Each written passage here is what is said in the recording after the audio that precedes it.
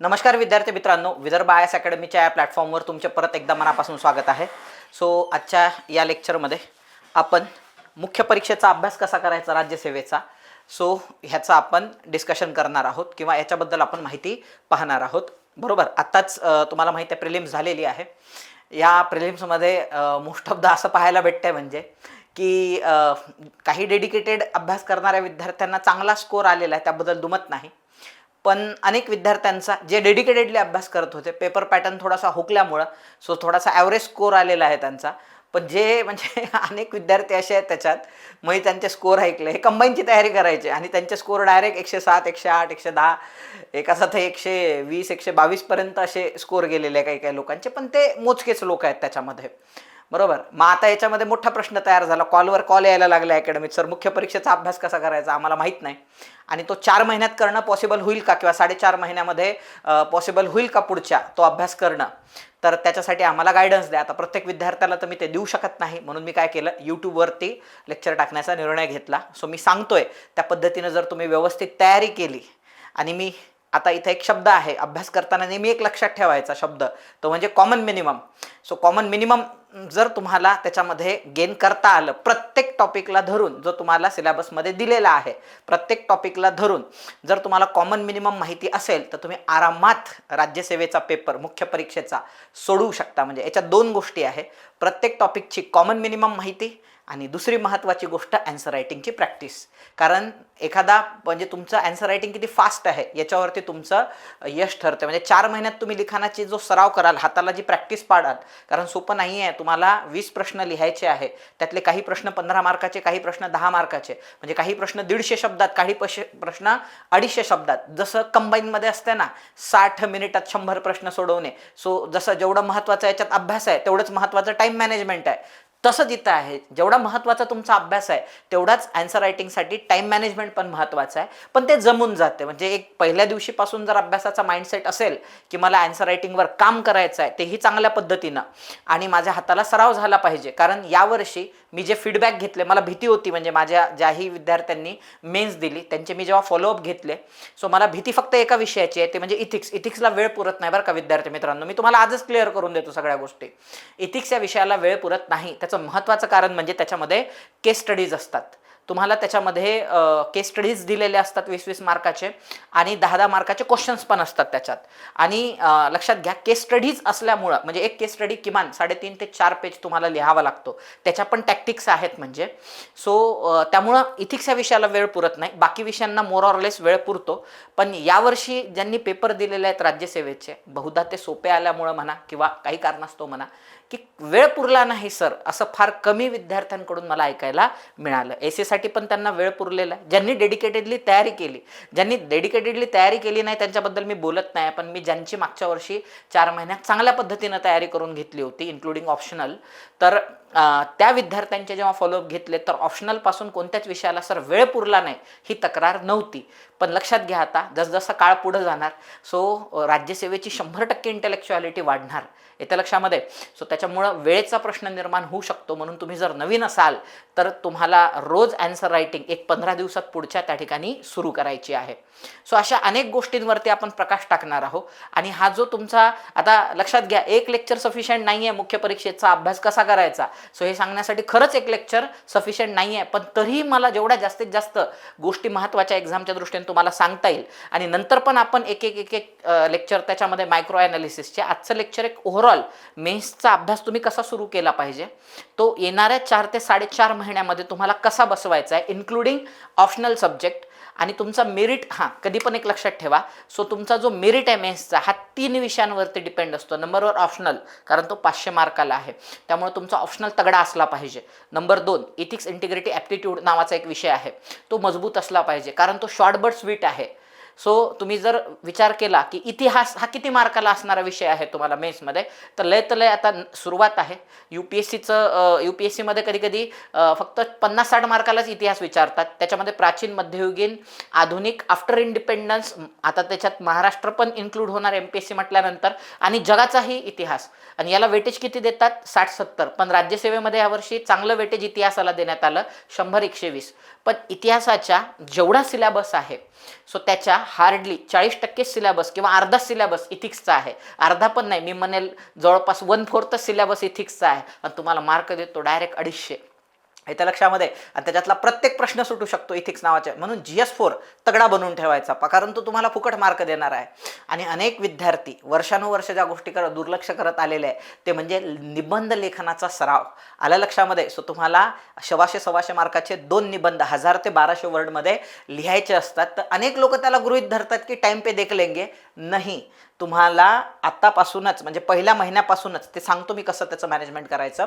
So पहिल्या महिन्यापासूनच तुम्हाला अभ्यास करायला सुरुवात करायची आहे. कशाचं? इथिक्स नावाच्या विषयाची तयारी आत्तापासून करायला सुरुवात करायची आहे.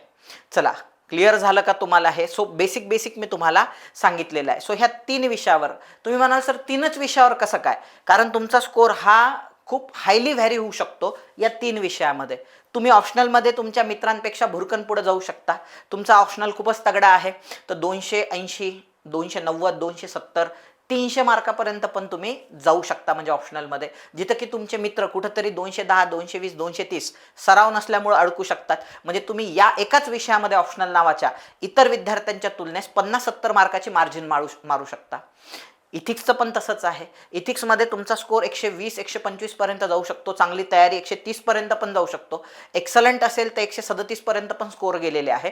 आपण 125 पकडू पा. तुम्ही जर चांगली तयारी करून गेली इथिक्सची तर 125 पर्यंत. आणि तेच ॲव्हरेज तयारी करणारा विद्यार्थी जो आहे तो 100-90 मध्ये अडकून पडू शकतो म्हणजे. आणि निबंध लेखनाच्या बाबतीत पण तसंच आहे. सो निबंध लेखनाचे पण मार्क जसे इथिक्सचे शॉर्ट बट स्वीट आहेत तसे निबंध लेखनाचे पण मार्क शॉर्ट बट स्वीट आहे. पण त्यासाठी पोरांना जी मिनिमम तयारी करावी लागते ते मुलं गृहीत धरतात निबंधाच्या बाबतीत आणि विनाकारण मार खातात. म्हणजे माझं काय म्हणणं आहे, आजच्या लेक्चरमुळं तुम्हाला आपल्याला कष्ट कुठं घ्यायचे आहेत नेमके ते कळालं पाहिजे.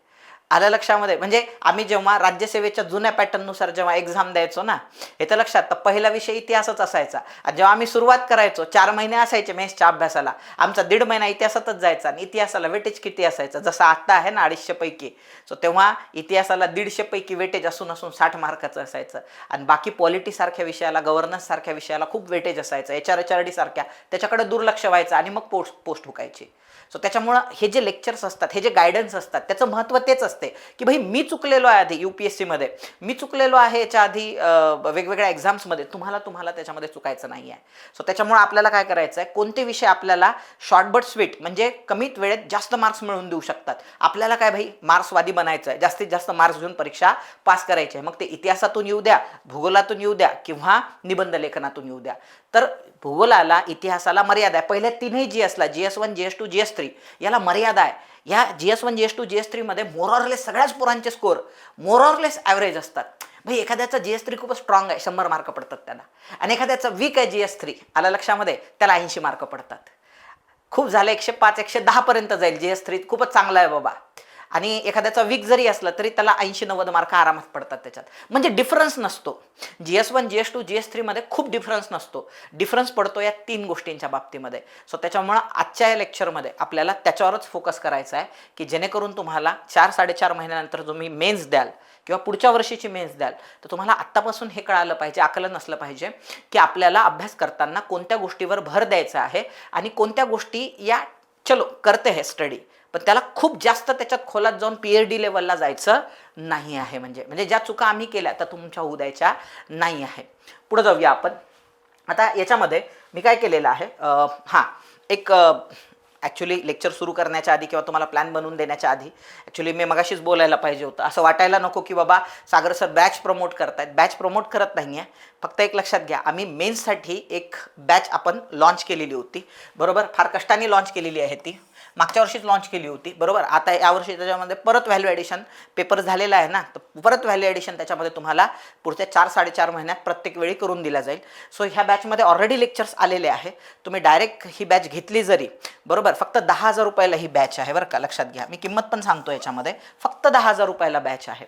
आणि याच्यामध्ये तुम्हाला काय काय मिळणार ह्या बॅचमध्ये, याचं सर्वात जबरदस्त वैशिष्ट्य या बॅचचं की याच्यामध्ये मुख्य परीक्षेनुसार आपण याच्यामध्ये नोट्स बनवलेले आहे. बघा मी इथं घेऊनच आलेलो आहे. सो ह्या सगळ्या त्याच्यामध्ये नोट्स आहे ज्या तुम्हाला याच बॅचमध्ये घरपोच येतील. म्हणजे या सगळ्या नोट्स आहेत त्याच्यामध्ये.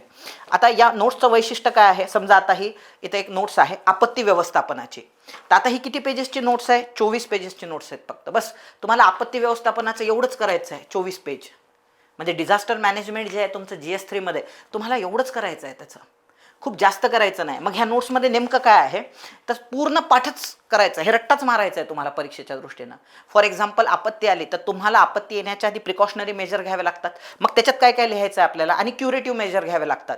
सो मग त्याच्यामध्ये काय काय लिहायचं आहे पूर्ण मराठीमध्ये दिलेल्या ह्या नोट्स आहे. कारण ही बॅचेस मराठी माध्यमाची आहे. का बरं सर मराठीमध्ये, इंग्रजीमध्ये का बरं नाही आहे, तर इंग्रजीमध्ये भरपूर सोर्सेस दिल्लीमुळं अवेलेबल आहे, UPSCमुळं भरपूर सोर्सेस अवेलेबल आहे. बिचारा मराठी पोरांना अवेलेबल नाही आहे पाहिजे तसं मटेरियल.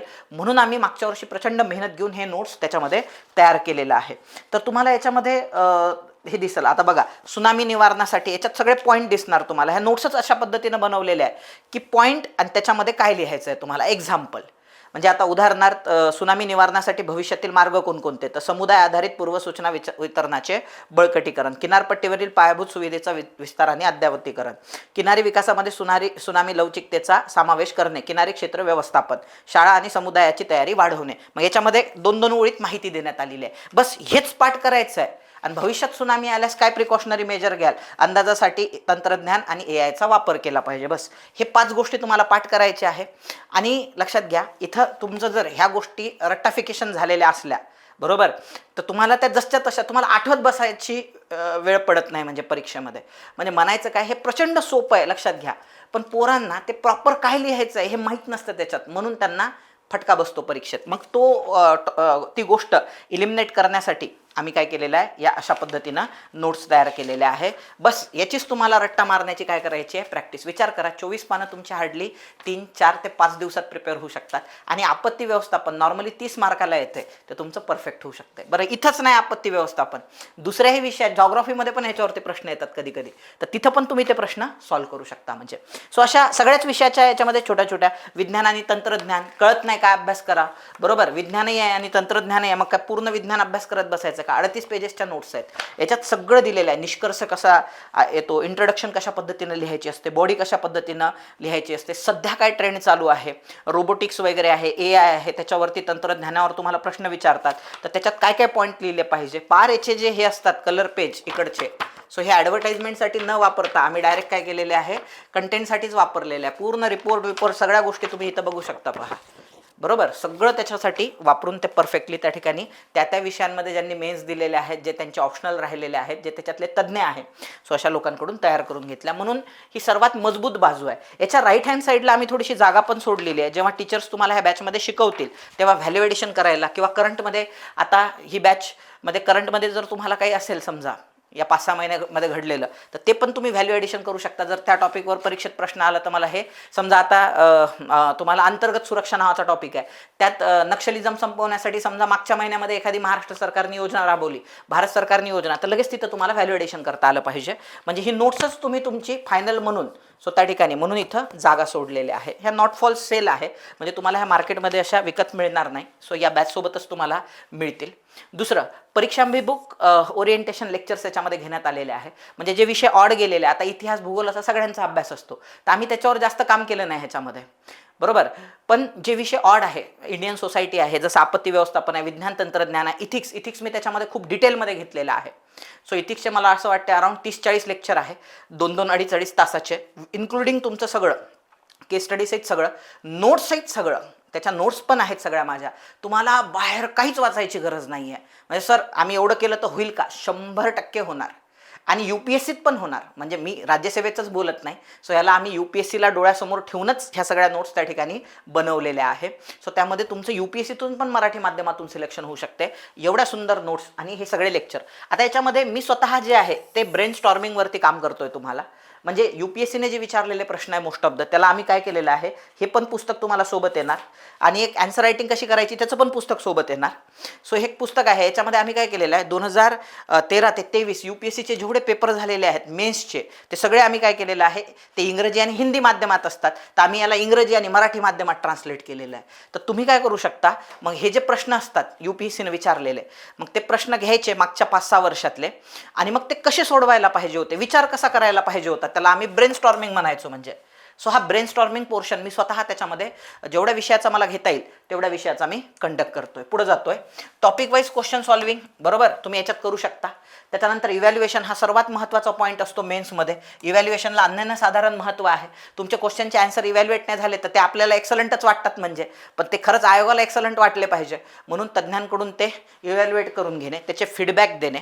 आणि 18 आवर सपोर्ट आहे, म्हणजे तुम्ही कधी 18 तास जे आहे सकाळी 6 वाजल्यापासून रात्री 12 वाजेपर्यंत कॉल केला तर तुम्हाला त्या ठिकाणी अवेलेबल करून दिल्या जाते. त्या वेळेमध्ये ते शिक्षक जे आहे ते अवेलेबल करून दिल्या जातात, म्हणजे तुमच्या प्रिपरेशनमध्ये कुठेही अडथळा आला नाही पाहिजे. ह्या बॅचच्या सोबत तुम्ही प्रिपरेशन केलं पाहिजे.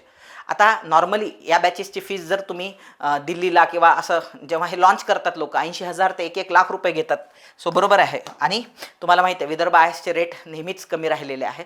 सो हे नोट्स आणि ह्या सगळ्या गोष्टीसहित तुम्हाला ते 10,000 मध्ये ती बॅच त्या ठिकाणी मिळून जाईल. म्हणजे असो, पुढे जाऊया. म्हणजे मुलं विचारतात ना कमेंट्समध्ये, सर किती रुपयाला बॅच आहे, मग ते प्रत्येकाला आन्सर देणं पॉसिबल होत नाही. ते एकदा क्लिअर करून टाकलं आपण की ओन्ली 10,000 मध्ये ही बॅच आहे. फक्त याच्यामध्ये ऑप्शनल विषय येत नाही, बाकी इथिक्स, निबंध लेखन सगळे त्याचे लेक्चर्स पण आलेले आहे. आता व्हॅल्यू एडिशन पण तुम्हाला करून दिलं जाईल.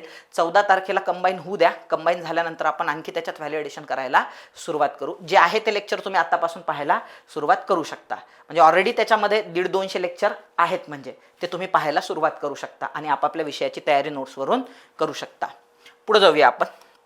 आता पुढील 4 महिन्यात तुम्हाला नियोजन कसं करायचं आहे ते मी तुम्हाला समजावून सांगतो. कसं आहे बघा.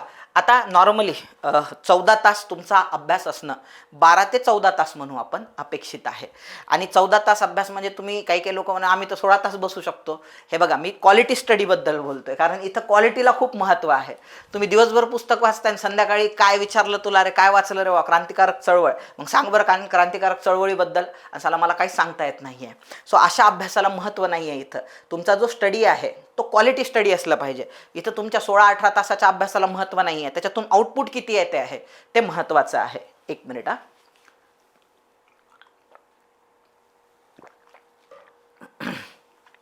ते त्याच्यामध्ये महत्त्वाचं आहे. बघा, आपण 2 गटामध्ये पहिल्या महिन्याबद्दल आपण स्ट्रॅटेजी बनवणार आहोत. पहिल्या महिन्याची तुम्ही पहिल्या महिन्यात काय केलं पाहिजे लक्षात घ्या. पहिला स्लॉट आहे 6 ते 8 तासाचा आणि दुसरा स्लॉट असणार आहे तुमचा 6 तासांचा. बघा, तुम्हाला सर्वात पहिले हा विषय हातात घेऊन घ्यायचा आहे, GS4. ज्या मुलांना असं वाटतं की फक्त आपल्याला GS4 करायचं आहे सागर सरांकडून, तर एक इथिक्सची बॅच पण आहे, त्याच्यात पण सगळं मेन्शन आहे. त्याच्या बाहेर क्वेश्चनच जाणार नाही तुम्हाला.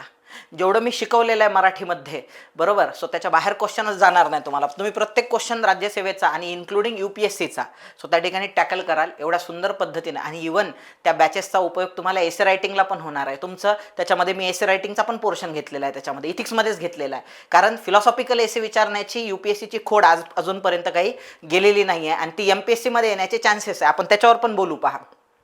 सो त्याच्यामुळे चान्सेस आहे, म्हणून मी काय केलं, इथिक्स प्लस निबंध लेखनाचा पण भरपूर पोर्शन त्या बॅचेसमध्ये कव्हर होईल. ते ऑफलाईन लेक्चर्स आहे जे मी तुम्हाला ऑनलाईन प्रोव्हाइड करतो.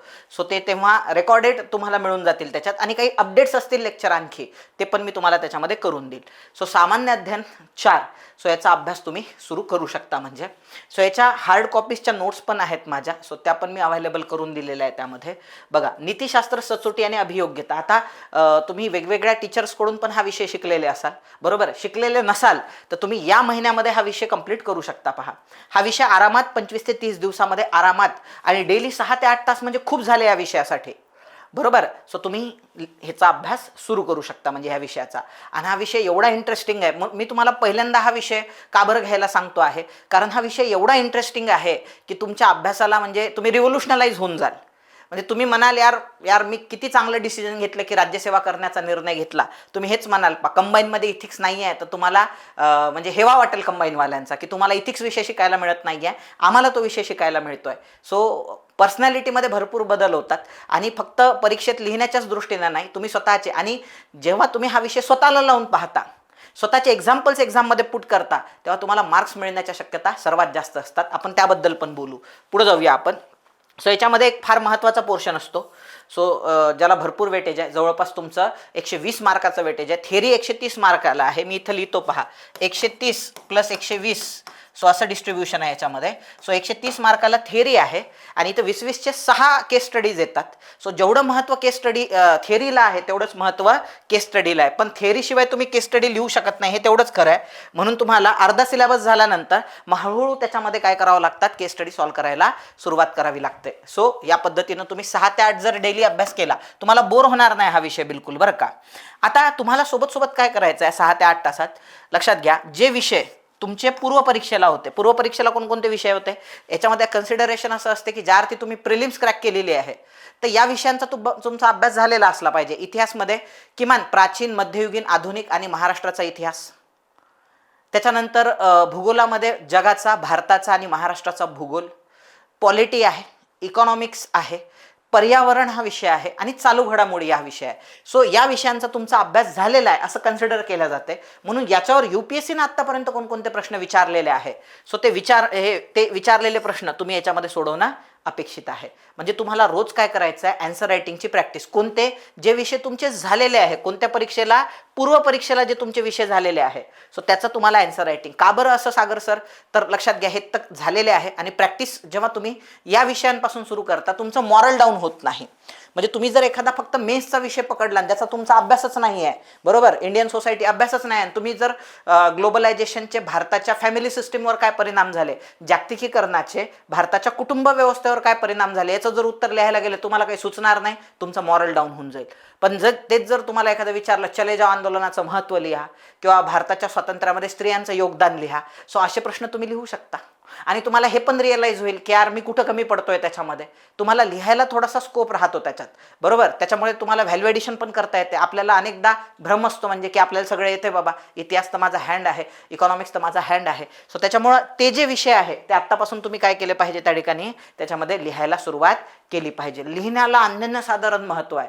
सो रोज अर्धा तास ते 1 तास तुम्ही लिहा म्हणजे सतत लिहत राहा. त्याच्यामध्ये जे बुकलेट्स असतात आयोगाप्रमाणे ते टेलिग्राम चॅनल आयोगाच्या साईटवर पण अवेलेबल आहे, त्याच्या झेरॉक्स काढून आणा आणि लिहत राहा. आणि शक्यतो जे कोणी अवेलेबल असतील दिग्गज तुमच्याकडं, सो त्यांच्याकडून त्या गोष्टी इव्हॅल्युएट करून घ्या, बरोबर. इव्हॅल्युएशनला खूप महत्त्व आहे. बाकी बुल्स आय कसं हिट करायचं, म्हणजे जे विचारलेलं आहे प्रश्नात नेमकं त्याचं उत्तर कसं लिहायचं ते मी सांगतो तुम्हाला.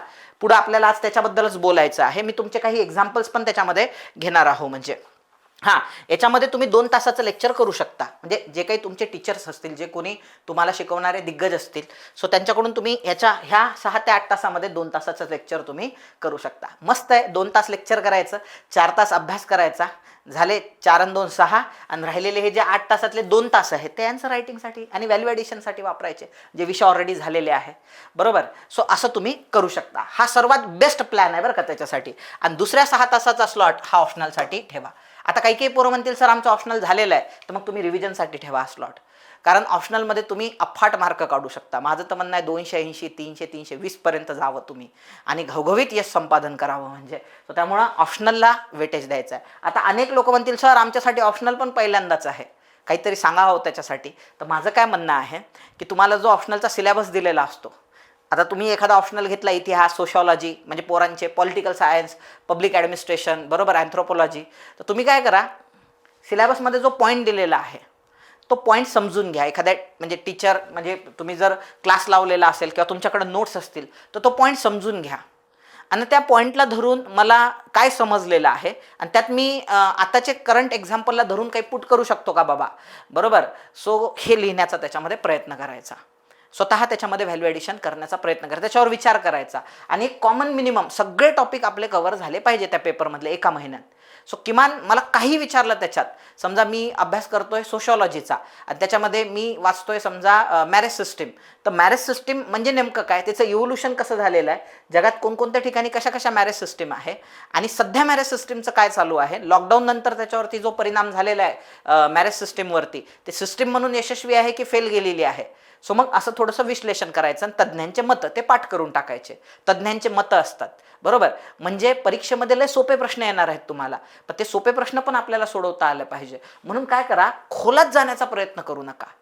लक्षात, ऑप्शनलमध्ये नॉर्मली खोलात जातात, पण लक्षात घ्या तुम्ही जर पहिल्यांदा ऑप्शनलची तयारी करताय तर खोलात जाण्याऐवजी मला यार प्रत्येक टॉपिकवर लिहिता आलं पाहिजे. सो एवढं कॉमन मिनिमम त्याच्यामध्ये तुम्ही टार्गेट ठेवू शकता, कारण वेळ कमी आहे आपल्याकडे पहिल्यांदा जर तुम्ही करत असाल तर.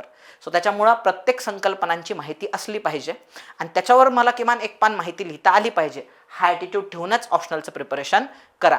नाही तर मग तुम्ही जर म्हणाल नाही नाही नाही मी ऑप्शनल सारखा अभ्यास करतो, म्हणजे आम्ही जेव्हा अभ्यास करायचो UPSCचा तर लक्षात घ्या आम्हाला हिस्ट्रीत असं म्हटलं जायचं की नॉर्मली तुम्ही करंटचा अभ्यास करणं सोडून बाकी दिवसभर, म्हणजे करंटला नॉर्मली 3-4 तास तेव्हा आम्ही द्यायचो द हिंदू वाचायला, बाकी सगळा वेळ 6-7 तासाचा तुम्ही ऑप्शनलला द्या. त्याच्याशिवाय हिस्ट्री ऑप्शनल प्रिपेअरच नाही व्हायचा डिटेलमध्ये. बरोबर, 6-7 महिने पूर्ण हिस्ट्री ऑप्शनल मागत जायचे आमचे. तेवढा वेळ आता नाही आहे ना आपल्याला, 6-7 महिने द्यायला नाही आहे ना. त्याच्यात दिवसातला अर्धाच वेळ आपण देतोय 6 तासाचा आणि तुम्हाला 2 पेपर त्याच्यामध्ये कव्हर करायचे आहे. सो त्याच्यामुळं खोल्यात जाऊन PhDच्या फंद्यात पडल्यापेक्षा एक संकल्पना पटापट ग्रॅब करायच्या आणि त्याबद्दल एक पान माहिती मला लिहिता येते का असं पटापट उचलून नोट्स थ्रू किंवा टीचर जे शिकवतात त्याच्या थ्रू पटापट घेऊन त्या ठिकाणी पुढे जायचं. आलं लक्षामध्ये. सो 6 आवर हे एका ऑप्शनलला त्या ठिकाणी गेलेच पाहिजे.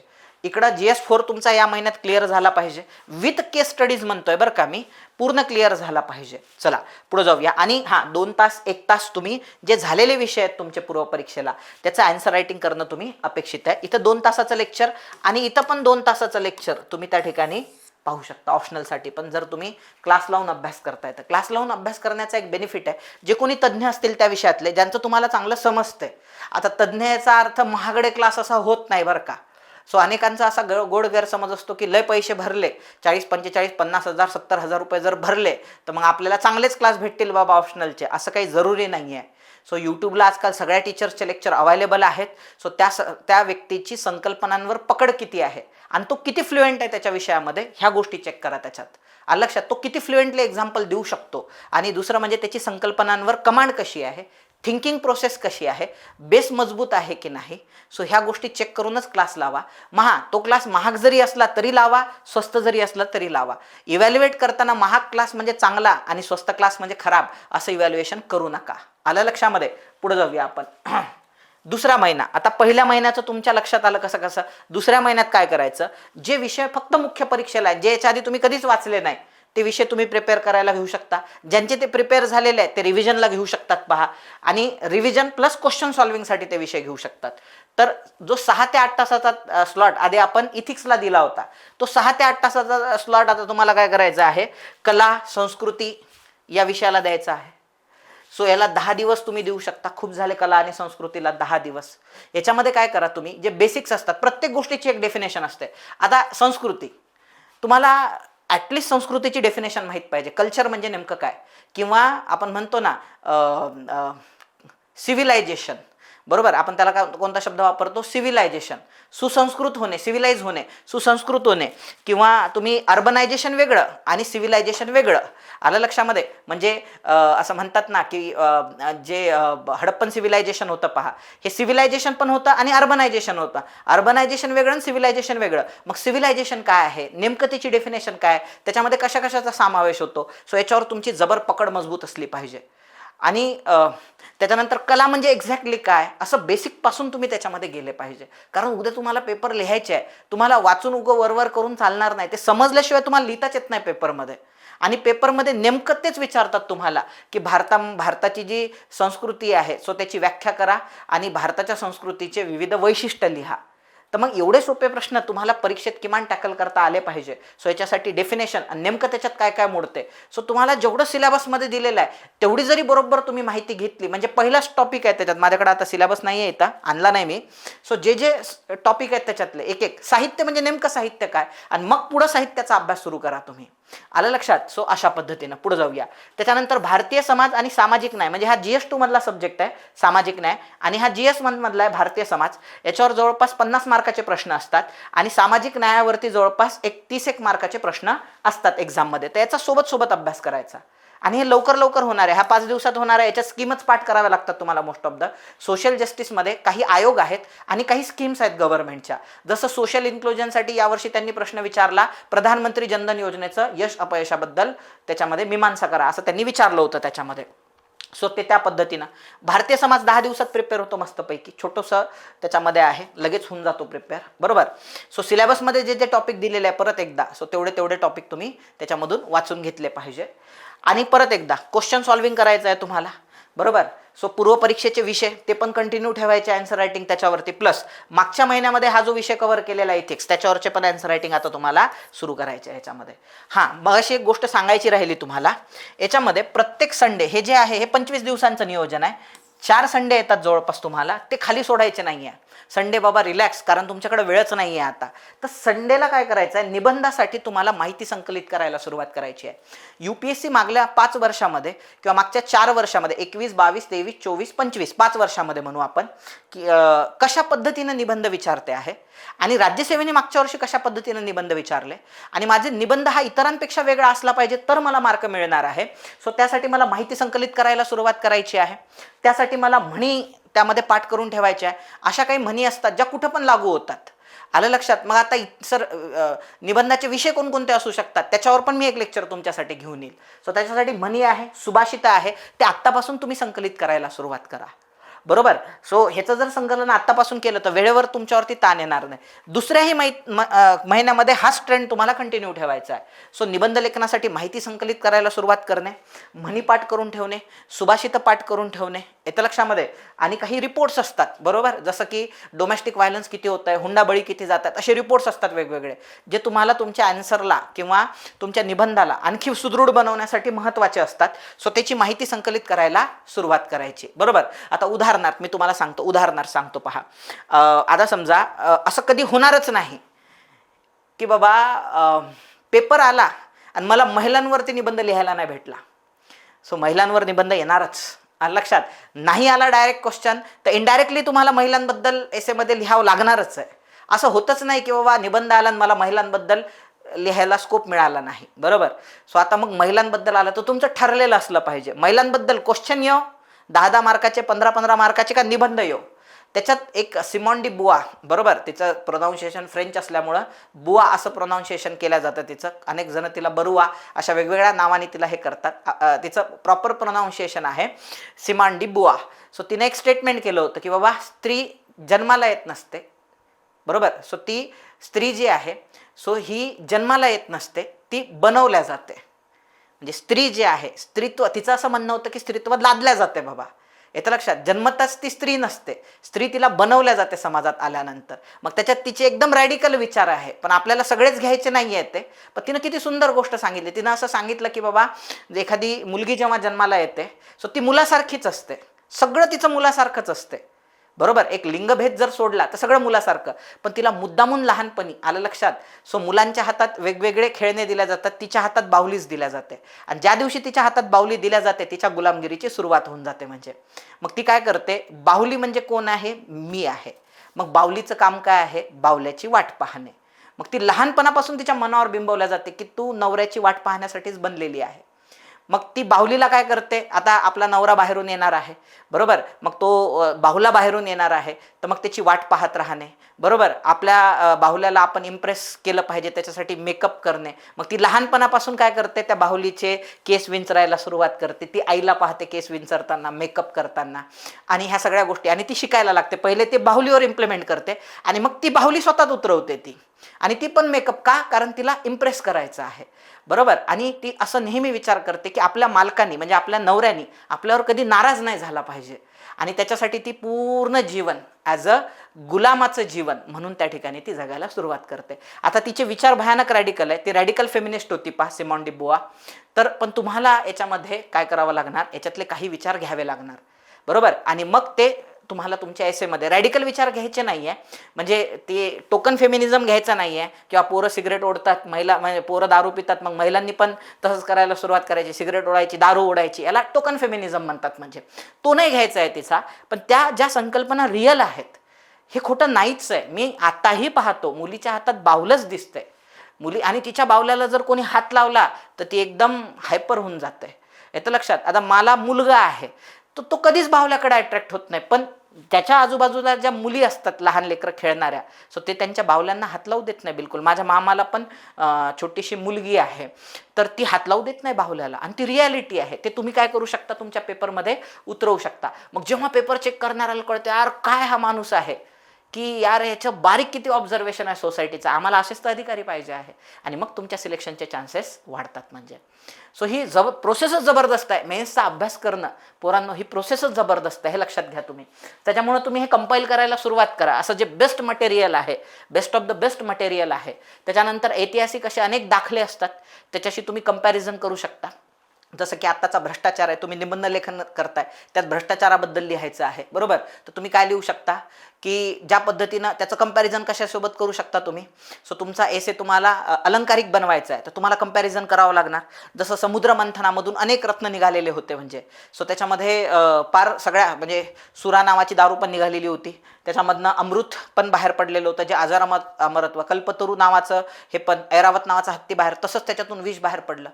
मग आता हे विष कोणी प्यायलाच तयार नाही आहे, कारण ते फार जहाल होतं. जो पिईल तो वाचणारच नाही, शक्यताच नाही आहे. मग अशा सर्कमटन्सेसमध्ये त्या विषाला उतारा देण्याचं काम कोणी केलेलं आहे, दस्तूरखुद्द महादेवाने केलेलं आहे.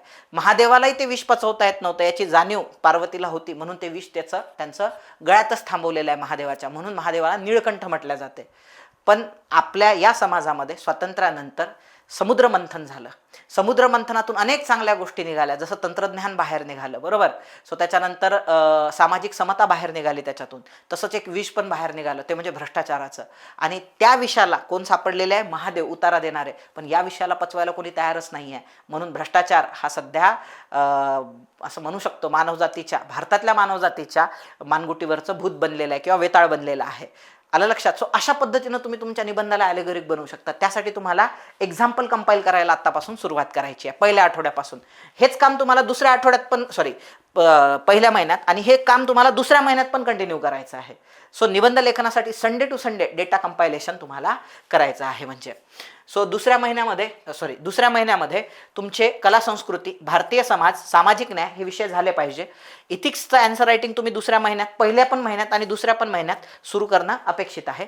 इथं पण तुम्ही 2 तासाचे लेक्चर पाहू शकता. इथं ऑप्शनलचा पेपर जो आहे, पेपर 2. आता अनेक जण म्हणतील सर एका महिन्यात ऑप्शनलचा एक पेपर आणि दुसऱ्या महिन्यात ऑप्शनलचा दुसरा पेपर, ते पण डेली 6 तासाच्या हिशोबाने. सर पॉसिबलच नाही आहे.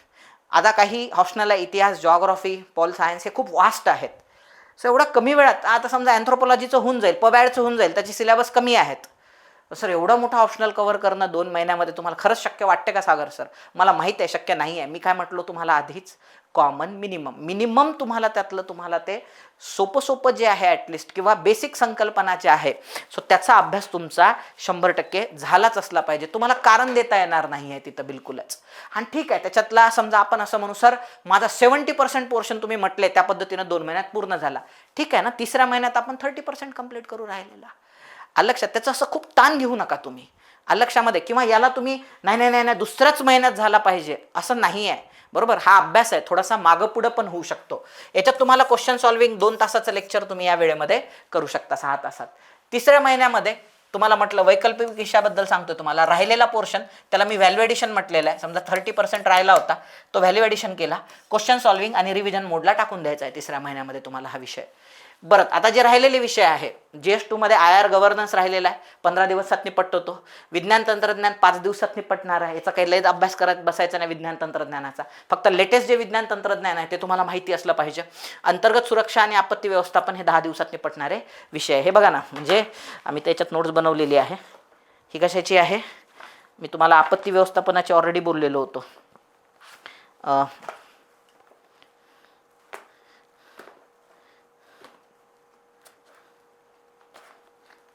आता बघा, ही भारतीय समाजाची नोट्स आहे. ही किती पेजेसची आहे, 50 पेजेसची. 10 दिवसात आरामात निपटते ही नोट्स. सो त्याच्यामुळे अशा ज्या छोट्या अंतर्गत सुरक्षेची पण नोट्स बनवलेली आहे आम्ही, आपत्ती व्यवस्थापनाची बनवलेली आहे. 10 दिवसात हे विषय आरामात निपटतात. परत कंटिन्यू करायचं, जे विषय आपले ऑलरेडी पूर्वपरीक्षेला झालेले आहे त्याची क्वेश्चन सॉल्व्हिंग कंटिन्यू ठेवायची. हे जे 3 विषय आणि हा 4था विषय महत्त्वाचा इथिक्स, हा जो झालेला आहे त्याचं पण अँसर रायटिंग तुम्ही तिसऱ्या महिन्यात कंटिन्यू करू शकता. मी इथं लिहिलेलं नाही आहे, विसरलो मी लिहायचं, पण ते तुम्हाला इथं कंटिन्यू करायचं आहे. आलं लक्षात. सो 6 तासात हे करायचं आहे आणि 2 तासात काय करायचं आहे परत तुम्हाला. सो 1 तास किंवा 2 तास हे आन्सर रायटिंगसाठी द्यायचंच आहे कंपल्सरी, तुम्हाला ते सोडायचंच नाही आहे.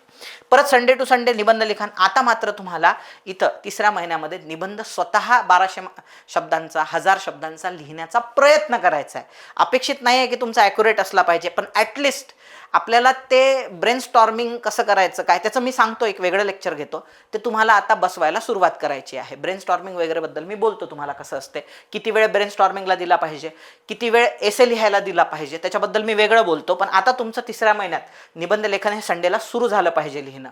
आणि शेवटचा जो तुमचा महिना आहे 4था महिना प्लस एक्स्ट्रा तुम्हाला 15 दिवस पण भेटत आहेत त्याच्यामध्ये. आता फक्त मुख्य परीक्षेसाठी असणारे विषय जे होते तुम्ही आत्तापर्यंत लर्न केलेले त्याची रिव्हिजन आणि सॉल्विंग 3 तास करायची आहे. त्याच्यानंतर पूर्व प्लस मुख्यला असणारे विषय त्यांची रिव्हिजन आणि सॉल्विंग प्लस व्हॅल्यू ॲडिशन समजा काही असेल. आता जसं व्हॅल्यू ॲडिशन म्हणजे काय, जॉग्राफी आहे. जॉग्राफीत आपल्याला प्रिलिम्समध्ये इंडस्ट्रियल लोकेशन नाही आहे सिलेबसला, पण तो जॉग्राफीमध्ये आलेला आहे. त्याच्यानंतर तुम्हाला प्रिलिम्समध्ये इकॉनॉमिक्समध्ये तुम्हाला शेती संबंधी सिंचन व्यवस्था वगैरे नाही आहे, पण मेन्समध्ये आहे. मग ते व्हॅल्यू ॲडिशन करायचं आहे तुम्हाला. फूड प्रोसेसिंग इंडस्ट्री मेन्समध्ये आहे, प्रिलिम्सला नाही आहे, ते व्हॅल्यू ॲडिशन करायचं आहे. सो ते व्हॅल्यू ॲडिशन आपण 2-3 महिन्यात तेच करत आलेलो आहे. 4थ्या महिन्यात व्हॅल्यू ॲडिशन कंटिन्यू ठेवायचं, रिव्हिजन आणि क्वेश्चन सॉल्विंग याच्यावरती कंटिन्यू ठेवायचे 3 तास. आता निबंध लेखन तुम्हाला 1 दिवसाआड 2 दिवसाआड 3 दिवसाआड निबंध लेखन करू शकता. आता हे जे आहे तुम्ही म्हणाल सर 3 दिवसाआड मी निबंध लेखन करतोय, 1000 ते 1200 शब्दात मी निबंध लिहितोय सर 3 दिवसाआड, मग 2 दिवस हा जो 3 तासाचा वेळ आहे तुम्ही ह्या 2 गोष्टींना देऊ शकता. आता इथिक्स पहिल्या महिन्यात केलं, 2ऱ्या महिन्यात केलं, 3ऱ्या महिन्यात व्हॅल्यू ॲडिशन क्वेश्चन सॉल्विंग वगैरे केलं आणि शेवटच्या महिन्यात तेच करायचं आहे, सराव करायचा आहे वैकल्पिक विषयाचा. मस्तपैकी 4था महिना आणि 15 दिवस बेस्ट गेम जमून जातो तुमचा आणि तुम्ही 100% पास होता. तुम्ही अडकतच नाही पेपरमध्ये. आणि हां, 3ऱ्या आणि 4थ्या महिन्यामध्ये पॉसिबली टेस्ट सिरीज लावून घ्यायची एखाद्या अकॅडमीची. सो जेणेकरून काय करता आलं पाहिजे, आपल्याला जाऊन पेपर सोडवता आले पाहिजे. किमान 2 राऊंड तरी सोडून घेतले पाहिजे तुम्ही ॲटलिस्ट. 2 राऊंड म्हणजे काय, सो ते जे सलग असतात एक्झॉस्टिंग असते, सलग पेपर असतात तुमचे, मग त्याच्यामुळे आपण एक्झॉस्ट होतो पहा. सो हात दुखायला लागतो आपला. सो त्याची प्रॅक्टिस करण्यासाठी तिथं जाऊन ते पेपर हे करणं, लिहिणं आणि ते पेपर तपासून घेणं. याच्यात तुम्हाला सांगतो या सगळ्या प्रोसेसमध्ये सर्वात महागडी गोष्ट कोणती आहे पैशाच्या बाबतीत तुम्हाला सांगतो, इव्हॅल्युएट करून घेणं. लक्षात घ्या, एखादा व्यक्ती आहे तो कोंबडे ओढणार आहे, दादा बरोबरच आहे बरोबरच आहे बरोबरच आहे. सो याला इव्हॅल्युएशन म्हणत नाही. तुमचा प्रत्येक पॉईंट त्यांनी वाचला पाहिजे. त्या पॉईंटमध्ये काय कमतरता आहे, तो पहिले लिहायला पाहिजे होता की शेवटी लिहायला पाहिजे होता, तो टू द पॉईंट आहे का, बरं टू द पॉईंट नाही आहे पण रिलेव्हंट आहे, टू द पॉईंट आहे पण रिलेव्हंट आहे तर मग तो शेवटी टाकायला पाहिजे होता. टू द पॉईंट आहे तर हा पहिले टाकायला पाहिजे होता. किंवा तुझे पॉईंट्स हे उत्तराला प्रश्नाला धरूनच नाही, तू वेगळंच लिहिलं उत्तर, आयोगाला एक्सपेक्ट वेगळंच आहे. सो हे तुम्हाला सजेस्ट करणारा असला पाहिजे इव्हॅल्युएटर.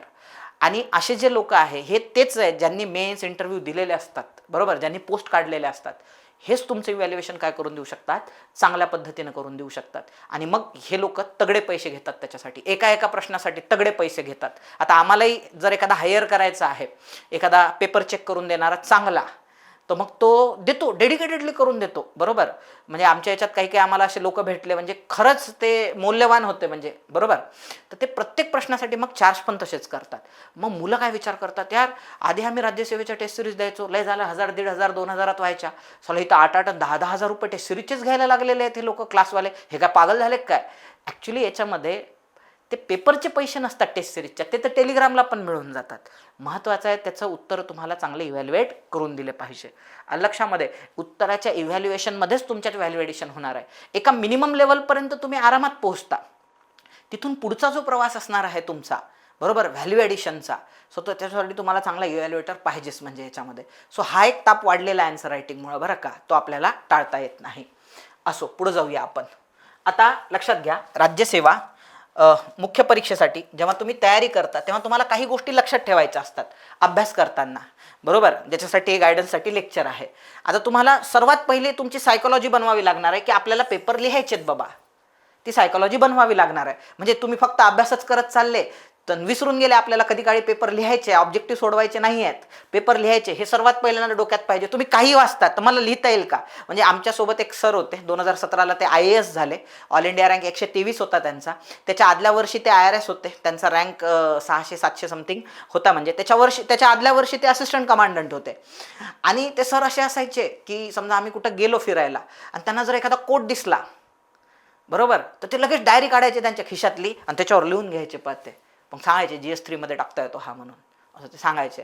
माझा मित्र होता, सहज बोलत होता, तर त्यांनी काय केलेलं आहे, बायोवेस्ट कसं हे करायचं म्हणजे त्याच्याबद्दल त्यांनी एक काहीतरी आर्टिकल वाचलं होतं आणि तो बसल्या बसल्या सांगत होता. यार काय जबरदस्त आर्टिकल होतं, ज्याच्यामध्ये हे जे बायोवेस्ट असते, सो हे कसं काय त्याची विल्हेवाट लावायची याच्याबद्दल तो सांगत होता माहिती. भाऊंनी डायरी लगेच काढली, मेन्शन केलं, कारण ह्यांना माहिती आहे की आपल्याला पेपर लिहायचे आहे आणि पेपर लिहायचे आहेत. तर तुम्ही असं प्रत्येक नॉलेज तुम्ही गाडीनं एसटीनं चाललेले आहेत तरी तुम्हाला काही गोष्टी दिसल्या किंवा कुठं गेले, चांगला कोट दिसला एखादा. आता आमच्या इथं गाडगेबाबाचं मंदिर आहे, तिथं गेलो, तिथं सगळे कोट्स लिहिलेले आहे, भुकेल्याला अन्न, तहानलेल्याला पाणी, येतं लक्षात. सो असं त्याच्यात लिहिलेलं आहे. त्यांनी त्याच्यामध्ये जसं गांधीजींचे 7 सीन्स होते ना, तसं इथं गाडगेबाबांचे पण आहे, म्हणजे 7-8 त्यांनी दिलेले आहेत त्याच्यात मूल्य. सो ते लगेच लिहून घ्यायचे, बरोबर. सो हीच प्रोसेस आहे त्याच्यामध्ये. म्हणून तुम्हाला हे माहिती पाहिजे की आपल्याला, बरोबर, सो दरवर्षी पेपर लिहायचे आहेत, पेपर लिहायचे आहेत, त्या दृष्टीनं मग आपल्याला कंटेंट उचलायला सुरुवात करायचं आहे. त्यासाठी पटापट सुचणं गरजेचं आहे. पेपरमध्ये असं लिहायला भरपूर वेळ नसणार आहे, मला पटापट पॉईंट लिहायचे आहे आणि पटापट पॉईंट लिहिण्यासाठी मला हे पटापट सुचले पाहिजे पॉईंट. त्याच्यासाठी माझ्या संकल्पना ज्या आहेत त्या स्पष्ट असल्या पाहिजे, स्पष्ट म्हणजे त्या मनापासून आत्मसात केलेल्या असल्या पाहिजे. तुम्हाला तिथं असं आठवून लिहायला, मी आठवून राहिलो, मला आठवत नाही आहे, मला आठवून राहिलो, आठवत नाही आहे, असं नाही आहे. तुमच्या संकल्पना ह्या तुम्ही स्वतःला लावून घेतलेल्या असल्या पाहिजे, त्याच्यावरती तुमची ऑलरेडी थिंकिंग झालेली असली पाहिजे, तर ते वर्क करत असते तुम्हाला. दुसरं, त्याच्यामध्ये उदाहरणं तुम्हाला आधीच पाठ असले पाहिजे की मी हे लिहिणारच आहे. ते सर का बरं लिहून घेत होते, सो त्यांना कळत होतं GS3 मध्ये मला बायोवेस्टवर क्वेश्चन येणारच आहे, त्याची विल्हेवाट कशी लावतात म्हणजे. सो मग मला हे लिहायचंच आहे त्याच्यामध्ये. किंवा ह्या जसं आता आरक्षणावर एखादा क्वेश्चन आला, काय सोल्युशन द्या भाई. आरक्षणाचा लड्डू ज्याला खायला भेटतो, आलं लक्षामध्ये, तो म्हणतो आरक्षण चांगलं आहे, आणि ज्याला खायला भेटत नाही तो वाईट म्हणतो. आणि चला आपण आरक्षणाबद्दल वाईट लिहिलं तरी आपले मार्क जाऊ शकतात, चांगलं लिहिलं तरी मार्क जाऊ शकतात, लिहायचं तर काय लिहायचं. तर मग याच्यात अनेक तज्ज्ञांची अशी मतं असतात. जसं की आता अमर्त्य सेननी ओपिनियन दिलं होतं की आरक्षण द्या, पण ज्याच्या बाबांनी आरक्षणाचा फायदा घेऊन सरकारी नोकरी मिळवली किंवा आरक्षणाचा फायदा घेऊन एखाद्या मोठ्या पदावरती ते काम करतायत, लक्षात, त्याच्या लेकराला देऊ नका आरक्षण. सो आरक्षण हे का पिढी आड दिलं पाहिजे. किती भारी सोल्युशन आहे. याच्यावर कोणी आक्षेप घेऊ शकते का की ज्याच्या बाबांनी आरक्षणाचा लाभ घेतलेला आहे, म्हणजे त्याला घरी जी परिस्थिती मिळणार आहे त्या पोराला ती प्रॉपरच मिळणार आहे. आता म्हणजे तुम्हाला नॉर्मली तुम्ही जर प्रबोधिनीमध्ये गेले, बरोबर, IAS IPS लोकांचे जिथं ट्रेनिंग चालतात, तर तुम्ही जर विचारले एखाद्या शेड्यूल कास्ट, शेड्यूल ट्राईब्स किंवा OBC कॅटेगरीतल्या मुलाला, कारण तुझे बाबा काय करतात, तर ते तुम्हाला हेच सांगतील की माझे बाबा, आई बाबा दोघे जण IAS IPS आहे, IRS आहे, किंवा मग कुठेतरी सरकारी नोकरीमध्ये तहसीलदार आहे, मग म्हणून मी लहानपणापासून अभ्यास करतो आणि म्हणून मी अधिकारी झालो. आणि मग विचार करा, जे लोक खरंच कष्टाचे कामं करतात त्यांचे लेकर आरक्षणाचा लाभ घेऊन बनू शकतील का अधिकारी? नाही बनू शकणार. मग तुमची ही जी थिंकिंग प्रोसेस आहे ही क्लिअर कट असली पाहिजे. येत्या लक्षामध्ये ते तुमचं क्रिस्टल क्लिअर असलं पाहिजे की आरक्षण परमनंट नाही आहे, ते टेम्पररी सोल्युशन आहे. ते काय आहे? टेम्पररी सोल्युशन आहे. मग जे कशासाठी, तर काही वर्गाचं आपल्याला आरक्षण आहे हे योग्यच आहे, याबद्दल दुमत नाही आहे, आपल्या कॉन्स्टिट्यूशनमध्ये ते दिलेलं आहे, पण ते परमनंट आहे का, तर प्रश्नाचं उत्तर आहे नाही. मग ते विड्रॉल कसं करायचं टप्प्याटप्प्याने, तर त्याच्यासाठी मग सजेशन देताना आपल्याला केअरफुली द्यावे लागतात आणि आपल्याला न्यूट्रल राहावं लागतंय, बरोबर. सो त्याच्यामध्ये मग असे तज्ज्ञांचे जे मत आहे ते तुम्ही काय केले पाहिजे, नोट डाऊन करून, म्हणजे तुमची जी संकल्पना आहे एखाद्या गोष्टीकडे पाहण्याची ती क्लिअर कट असली पाहिजे. आता ते पण सांगतो मी तुम्हाला, लगेच हे क्लिअर करतो पहिल्यांदा, मग त्या पॉईंटकडे येतो मी तुम्हाला. यासाठी तुमच्या संकल्पना ऑलरेडी स्पष्ट पाहिजे प्रत्येक गोष्टीच्या बाबतीतल्या. फेमिनायझेशन म्हणजे नेमकं काय, स्त्रीवाद म्हणजे नेमकं काय, आलं लक्षामध्ये. पुरुषांवर राज्य गाजवणं म्हणजे स्त्रीवाद होत असते का? नाही. स्त्रीवादाची डेफिनेशन काय आहे, स्त्रीवादाबद्दल तज्ज्ञांची मतं काय, ते तुमचं क्रिस्टल क्लिअरच असलं पाहिजे. ते तिथं मग ततमम नाही झालं पाहिजे आन्सर रायटिंग करत असताना. दुसरं, तुमचे उदाहरणे आधीच ठरलेली असले पाहिजे की मी इथं हेच लिहिणार उदाहरण, जसं मी तुम्हाला सिमॉन डी बुआचं सांगितलेलं आहे पहा, बरोबर. सो व्याख्या ज्या आहेत त्या तुमच्या पाठच असल्या पाहिजे, म्हणजे ज्या डेफिनेशन्स असतात, जसं मी स्त्रीवाद बोललो आता, त्या पाठच असल्या पाहिजे. लक्षात घ्या. ऑथेंटिकेट काय, म्हणजे मी जे लिहिणार आहेत सर, आता तुम्हाला आन्सर रायटिंग करताना ओपिनियन द्यावे लागतात. मग अनेक लोकांचं असं म्हणणं असतं त्याच्यामध्ये की मी दिलेले ओपिनियन व्हॅलिड आहे की नाही, की इनव्हॅलिड आहे, सर त्याला मार्क मिळतील की नाही परीक्षेमध्ये. तर लक्षात घ्या, तुमच्या आन्सर रायटिंग हे कसं असलं पाहिजे आणि कोणत्या गोष्टीला व्हॅलिड, उद्या तुम्ही इंटरव्ह्यूला पण जाणार आहे, कोणत्या गोष्टीला व्हॅलिड मानायचं इनव्हॅलिड मानायचं हे कसं ठरवायचं. तर लक्षात घ्या, त्याचं सर्वात पहिलं सूत्र आहे तुमच्या आन्सर रायटिंगमध्ये संविधान हा जो शब्द आहे ना, हा वारंवार यायला पाहिजे. पहिलं मत. दुसरं, कायदा काय सांगतो. आणि तिसरं, महापुरुषांनी काय म्हटलेलं आहे याच्याबद्दल, महापुरुष काय बोलतायत. मग ह्या तिघांचंच तुम्हाला काय वाटतं हे महत्वाचं नाही आहे. तुम्हाला काय वाटतंय ह्या गोष्टीला महत्व नाही आहे, संविधानाला काय वाटते आहे. उदाहरणार्थ, तुम्ही प्रश्न आला परीक्षेमध्ये, गोहत्या करायला पाहिजे की नाही. आता गोहत्या करायला पाहिजे याच्या पॉझिटिव्हमध्ये पण अनेक पॉईंट आहे, निगेटिव्हमध्ये पण अनेक पॉईंट आहे. पॉझिटिव्हमध्ये काय सांगू शकता तुम्ही. सो पॉझिटिव्हमध्ये हे सांगू शकता त्याच्यामध्ये की गोहत्येमुळं काय आहे, त्याचं जे मांस आहे सो ते एकदम स्वस्तात मिळते आहे, गोमांस जे आहे ते एकदम स्वस्तात मिळते आहे. सो नॉर्मली कोंबडी किंवा बोकड, कोंबडी 200, बोकड 800-700 रुपये किलो आहे. पण गोमांस जे आहे ते हार्डली, गोमांस म्हणजे त्याच्यामध्ये गोवंश आला सगळा. सो बैलाचं, म्हशीचं किंवा गाईचं जे मांस आहे ते 40 ते 50 रुपये किलो भेटणार हार्डली. त्याला बीफ आपण म्हणतो, म्हणजे ते स्वस्तात मिळते. गरिबांना जे प्रोटीन रिच सोर्सेस असतात पहा, जे हेल्दी असतात, त्याचे जे व्हेजिटेरियन ऑप्शन आहे ते खूप महाग आहे. तुम्ही पाहिलं, गरीब माणूस घरामध्ये फळं फक्त पूजेसाठी आणतो पहा, लेकरांना खाण्यासाठी कधीच आणत नाही. ड्रायफ्रुट्स पूजा असली तरच आपल्या घरात ड्रायफ्रुट्स आणल्या जातात, येतं लक्षामध्ये. सो त्याच्यामुळं, किंवा पनीर सारख्या ज्या गोष्टी आहेत त्या ऑकेजनली आणल्या जातात 2-3 महिन्यात, जेव्हा एखाद्या घरी पाहुणे येणार असतात आपले तेव्हाच आपण ते बनवतो म्हणजे. किंवा बोकडाचं मटण किंवा कोंबडीचं मटण हे जर परचेस करायला गेले तर हे फक्त घरी पाहुणे असतानाच बनवल्या जाते. कारण व्हेजिटेरियन प्रोटीन रिच सोर्सेस ज्याच्यामध्ये गुड्स फॅट्स आहेत, सो हे गरिबाला परवडतच नाही. मग गरिबांनी प्रोटीन घ्यायचे कुठून, तर त्याच्यासाठी हे जे आहे गोमांस जे आहे किंवा गोवंशाचं जे मांस आहे सो ते उपयुक्त आहे. दुसरं, चर्मकार समुदाय जो आहे तो पूर्णपणे यांच्या कातडीवरती अवलंबून आहे. त्यांच्या हाडापासून जिलेटिन किंवा जेली तयार केल्या जाते. सो त्याच्यात अनेक लोकांना रोजगार मिळतो. हे झाले पॉझिटिव्ह पॉईंट, बरोबर. बीफ एक्सपोर्टमध्ये भारत आघाडीवरती आहे. सो बीफ एक्सपोर्टमधून भारतातला जो गोवंश आहे त्याचं जे टेस्ट आहे त्याच्या मांसाची, त्याला विदेशात प्रचंड मागणी आहे. म्हणजे अमेरिकन बोवाईन्सपेक्षा भारतातले जे हे असतात म्हणजे गोवंश, त्याला मागणी भरपूर आहे. सो तो एक पॉईंट असू शकतो, बरोबर. आता अनेक लोक ह्याच्यावर नाराज होऊ शकतात, बरं सागर सर हे काय बोलताय तुम्ही. मी तुम्हाला आन्सर रायटिंगबद्दल सांगतोय. तुमचे जे धार्मिक, जातीय, पॉलिटिकल, राजकीय पक्षांचे जे काही चष्मे असतील ते तुम्ही काढून ठेवा. तुम्ही सागर सरचं लेक्चर पाहताय, लक्षात घ्या, ते काढून ठेवा. मी ना फेवरमध्ये आहे ना अपोजमध्ये आहे. उत्तर कसं लिहायचं सांगतो. आता याच्यामध्ये तुम्ही हे झाले गोहत्या करायला पाहिजे. सो या प्रेफरन्समध्ये पॉईंट्स, गोहत्या नाही करायला पाहिजे. का बरं नाही करायला पाहिजे, कारण गाय हा भारतासाठी फक्त एक प्राणी नसून तो भारताचा कल्चरल ॲनिमल आहे, येतं लक्षामध्ये. दुसरा पॉईंट, भारतामध्ये गाईला माता मानल्या जाते म्हणून अनेकांच्या भावना त्याच्यासोबत जुळलेल्या आहे. भारतीय संस्कृतीमध्ये दूध पाजणारा प्राणी हा आई समान मानण्यात आलेला आहे. म्हणून अनेक फोटोजमध्ये तुम्हाला कृष्ण हा गाईचं दूध पिताना दिसतो, वासरासारखं म्हणजे. सो त्यामुळं गाय हा भारताचा कल्चरल ॲनिमल असल्यामुळं, बरोबर, सो त्याची हत्या करणे चुकीचं आहे, बरोबर. सो हे त्याचे सपोर्टमध्ये आपण सांस्कृतिक मुद्दे त्याच्यामध्ये आपण मांडू शकतो. मग सर कन्क्लुजन कसं करायचं. आता तुम्ही सांगितले आम्हाला, ते मुद्दे पटले, हाही मुद्दा पटला आम्हाला. आता गोहत्या करायला पाहिजे की नाही, तर गोष्ट आहे गोहत्या नाही करायला पाहिजे. का, कारण आपलं संविधान आर्टिकल 48 मध्ये ती गोष्ट आपल्याला सांगते की गांधीयन प्रिन्सिपल आहे आर्टिकल 48 मध्ये की दूध दुभती भेकड जनावर सो यांची हत्या करू नका, आलं लक्षामध्ये. दुसरं म्हणजे भारत सरकारने त्यासाठी कायदा पण बनवलेला आहे की तुम्ही गाईची तस्करी नाही करू शकत, गोमांसाची तस्करी नाही करू शकत. जर कायदा आणि संविधान सांगते तर तुम्ही मी कोण ठरवणार आहे की गोहत्या करायला पाहिजे की नाही. तुम्हाला काहीही वाटो, हो वाटो नाही वाटो, डझंट मॅटर. सो तुम्ही कोणत्याही बॅकग्राऊंडचे असा, तुम्ही स्वतः गोमांस खाणारे असा, पण पेपरमध्ये लिहिताना मात्र संविधान आणि कायद्याच्या बाजूनेच लिहायचं. तुमच्या माझ्या मताला किंमत नाही हे लक्षात घ्या. किंवा तुमचे जे आयडियल पक्षातले नेते असतात त्यांच्याही मताला किंमत नाही. कोणाला महत्त्व आहे, संविधान, कायदा, महापुरुष. सो तुम्हाला कुठलीही गोष्ट पेपरमध्ये लिहायची आहे, जस्टिफाय करायची आहे, तर ह्या 3 अँगलनी, इंटरव्ह्यूला पण उत्तर देताना तुम्ही ह्या 3 अँगलनीच उत्तर दिलं पाहिजे. जो पोरगा आपल्या पूर्ण 4ही जीएस मध्ये जिथं जिथं संधी मिळेल तिथं संविधानाचं तुंतुन वाजवतोय, तर त्या पोराचे पास होण्याच्या शक्यता वाढतात. म्हणजे डायरेक्ट आर्टिकल पुट करायचे संविधानात हे दिलेलं आहे, तिथपासूनच इंट्रोडक्शनमध्ये संविधान लिहून टाकायचं.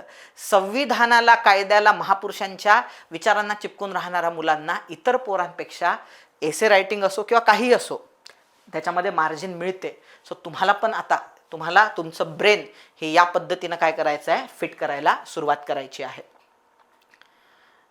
सो थिंकिंग प्रोसेस तुमच्या लक्षात आलेली आहे. पेपर कसा लिहायचा त्यासाठी पटापट सुचणं गरजेचं आहे. त्यासाठी संकल्पना स्पष्ट हव्यात, उदाहरणे ठरलेली हवीत. उदाहरणं तिथं आठवायची वेळ नाही आली पाहिजे. व्याख्या सगळ्या काय असल्या पाहिजे, तुमच्या पाठ असल्या पाहिजे. आणखी एक, आता माझ्याकडून तुम्हाला आणखी एक महत्त्वाचा मुद्दा त्याच्यामध्ये सांगतो. पहा, अभ्यास करत असताना लक्षात घ्या, म्हणजे तुमच्यामध्ये ही एक क्वालिटी माझ्यामध्ये डेव्हलप व्हायला फार वेळ लागला. माझ्या बायकोत लवकर झाली ही क्वालिटी डेव्हलप. म्हणजे तिच्यामध्ये असं समजून चला इनबिल्टच आहे. त्याच्यामुळे तिला UPSCचा अभ्यास फार सोपा गेला. म्हणजे मला हे अडॉप्ट करायला वेळ लागला. म्हणजे I am too much emotional, मी खूप भावनिक होतो. UPSCच्या अभ्यासामुळे मला जगाकडे प्रॅक्टिकली कसं पाहायचं आणि प्रॅक्टिकली जगातले प्रॉब्लेम हे भावनिक राहण्यापेक्षा मी संवेदनशील आहे पण भावनिक नाही आहे. येतं लक्षामध्ये, मी संवेदनशील आहे पण मी भावनिक नाही आहे. बरोबर. सो मी त्याचं एक एक्झाम्पल सांगतो. पहा, बरोबर, मी तुम्हाला भावनिक आणि संवेदनशीलतेचं उदाहरण सांगतो. मी काय झालं, मी आता ह्या महाज्योतीच्या कार्यालयामध्ये गेलो होतो. तिथं गेल्यानंतर काही विद्यार्थी महाज्योतीच्या कार्यालयासमोर आंदोलन करत होते. आलं लक्षामध्ये. मग मी तिथं गेल्यानंतर काय झालं, मी तिथं असं डोकावून पाहिलं, ते विद्यार्थी होते. काच खाली केला, मी त्यांना हात पण दाखवला जाताना. बरोबर. माझ्या शेजारी जो बसलेला होता तो मला बोलायला लागला, म्हणजे काय सर असं तसं, आजकाल विद्यार्थ्यांना बिचारे हे असं तसं, आणि एकदम दुःखद बोलायला लागला. म्हणजे त्या विद्यार्थ्यांना एवढी ऊन आहे बाहेर, 45-46 डिग्री सेल्सिअस तापमान आहे, उन्हाळ्यात हे पोरं बसलेले आहेत, ते किती गरीब घरचे आहेत, एकदम वाईट. तो फारच भावनिक झाला होता. मी बिलकुल भावनिक झालो नाही. मी गेलो, महाज्योतीच्या ऑफिसमधलं काम माझं निपटलं. सगळेजण आता आपापले, तो जो भावनिक झालेला कार्यकर्ता आहे, काम झालं, भाऊ घरी चालला गेला. म्हणजे डायरेक्ट शिक्षकच होता तो पण. चालले गेले ते साहेब घरी.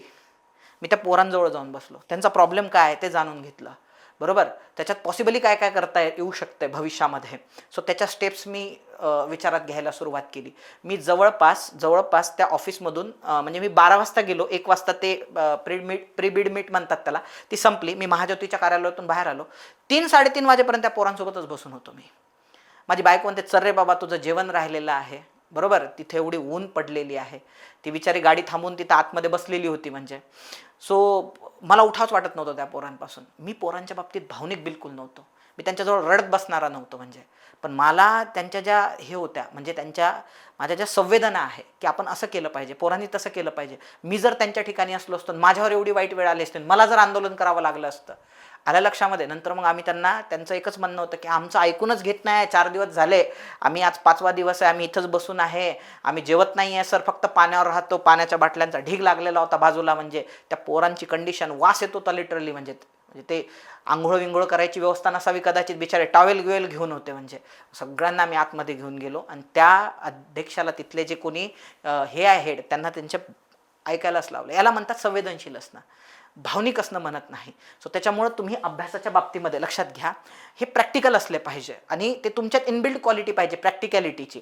आता याच्यामध्ये सर्वात एक महत्त्वाची गोष्ट असते, तुम्ही स्वतःच्या वैयक्तिक जीवनात आणि अभ्यासात पण प्रत्येक गोष्टीमध्ये काय शोधला पाहिजे, त्या ठिकाणी आधार शोधला पाहिजे, आर्थिक आधार शोधला पाहिजे.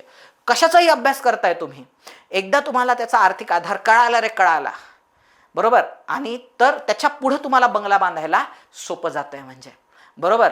आणि परीक्षेत तुम्हाला आर्थिक आधारावरतीच प्रश्न येण्याच्या शक्यता जास्त असतात.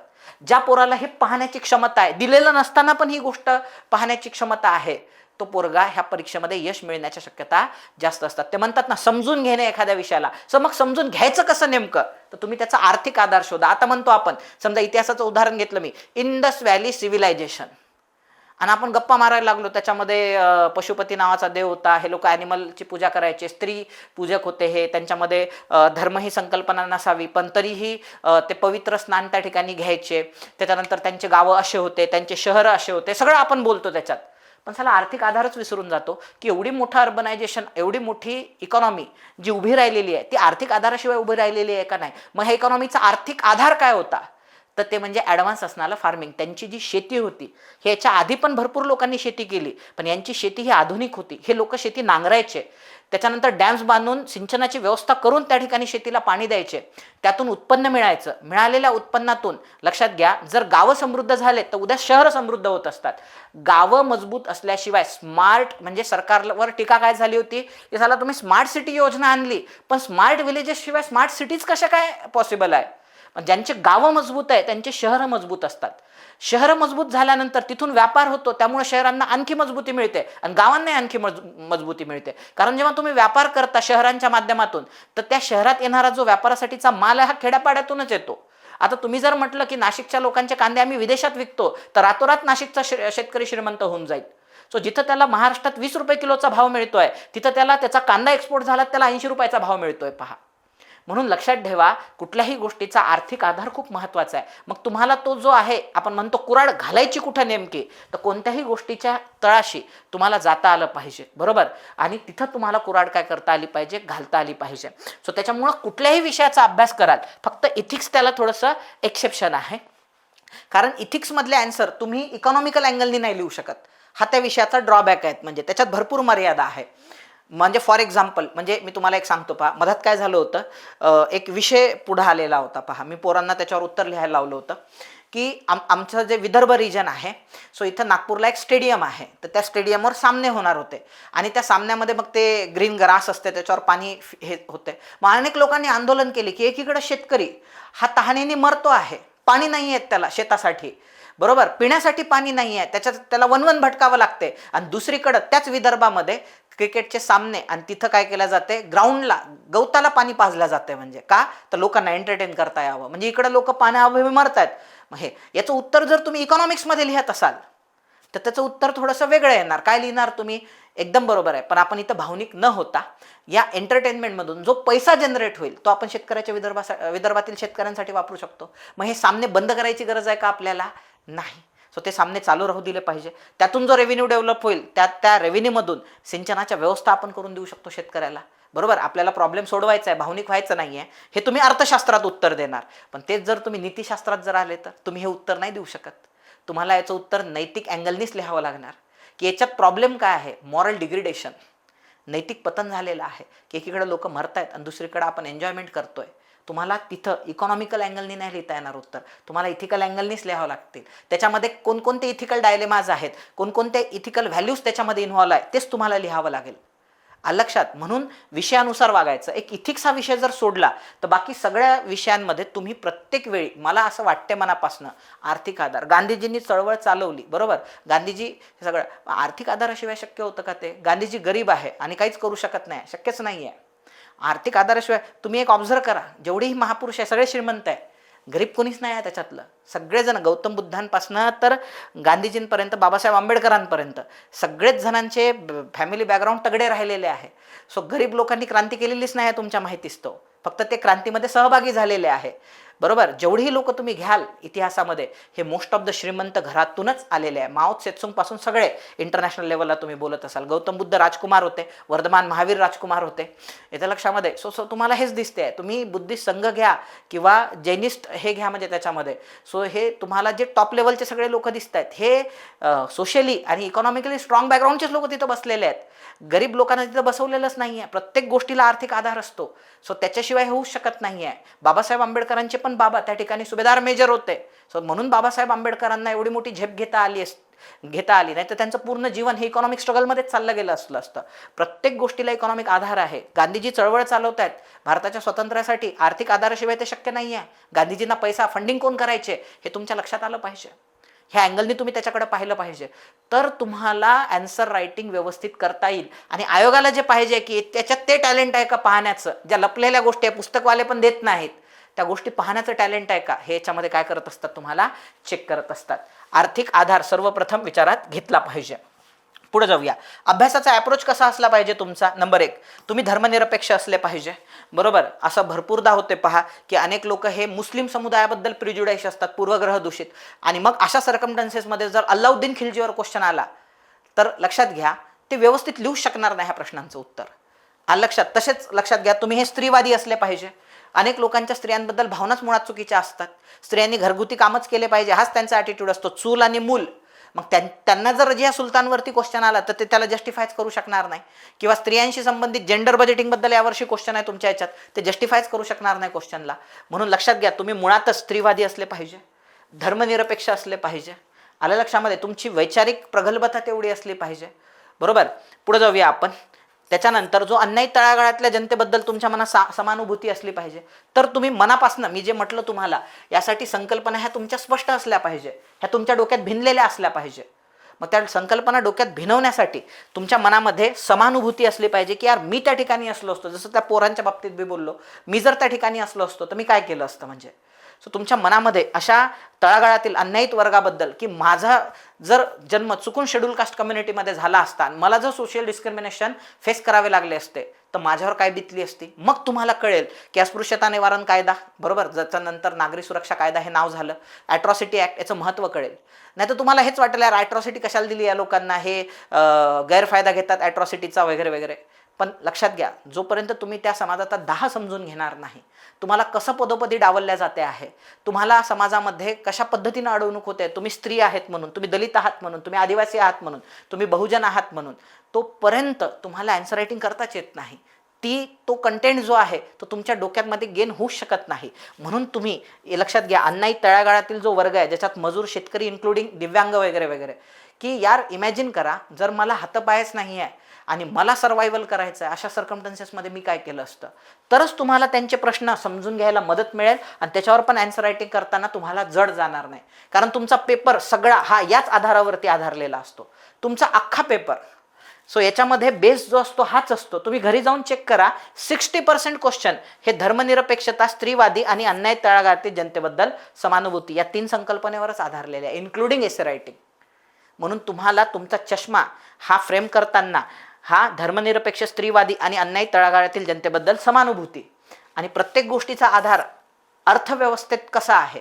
गुप्त एम्पायर हे जगातलं सर्वात, त्या कालखंडातलं सर्वात पॉवरफुल मानलं जायचं. अहो, मानलं जायचं मान्य आहे, पण आर्थिक आधार काय आहे त्याचा, कुठून कमावतायत ते पैसा, व्यापारातून कमावतायत, शेतीतून कमावतायत की उद्योगातून कमावतायत, ही आधारलेली अर्थव्यवस्था कुठली. असं म्हणतात की टिपू सुलतानाची अर्थव्यवस्था ही जगातल्या स्ट्रॉंगेस्ट अर्थव्यवस्थेपैकी एक होती, किंवा औरंगजेबाची अर्थव्यवस्था ही जगातल्या स्ट्रॉंगेस्ट अर्थव्यवस्थेपैकी एक होती, शिवाजी महाराजांची. अहो, पण मग मूळ काय आहे त्याचं, कसं काय अर्थव्यवस्था स्ट्रॉंग आहे. कोणताही माणूस पॉलिटिकल एम्पायर बिल्ड करतो. तुम्ही इव्हन जॉग्राफीमध्ये पण, जॉग्राफीत काय आपण सगळ्या गोष्टींचा अभ्यास करतो का? नाही. सो ते ज्वालामुखीचा का बरं अभ्यास करतो? कारण ज्वालामुखीतून जो ज्वालामुखी बाहेर पडतो तो थंड होतो, त्याच्यानंतर त्या थंड झालेल्या ज्वालामुखीचं जेव्हा इरोजन व्हायला लागतंय, लक्षात घ्या, जेव्हा त्याचं इरोजन व्हायला लागते म्हणजे त्याचं क्षरण व्हायला लागते, तेव्हा त्याच्यापासून जी मृदा तयार होते, सो ती मृदा भयानक सुपीक असते आणि त्यातून लोकांना पैसा मिळतो. सो आर्थिक उन्नती होते. पैसा शब्द वापरणं चुकीचं आहे, त्या नोटांच्या बंडलांचं आपल्याला काही करायचं नाही आहे. सो लोकांना आर्थिक आधार प्राप्त होतो. म्हणून आपण ज्वालामुखीचा अभ्यास केला पाहिजे. आणि पेपरमध्ये पण तुम्हाला कसे प्रश्न विचारतात, तो हेच तर प्रश्न विचारतायत जे मी तुम्हाला सांगतोय आता, आर्थिक आधार शोधा, आर्थिक आधार शोधा म्हणून. जसं की आता हा राज्यसेवेचा पेपर आहे, GS1चा पेपर आहे.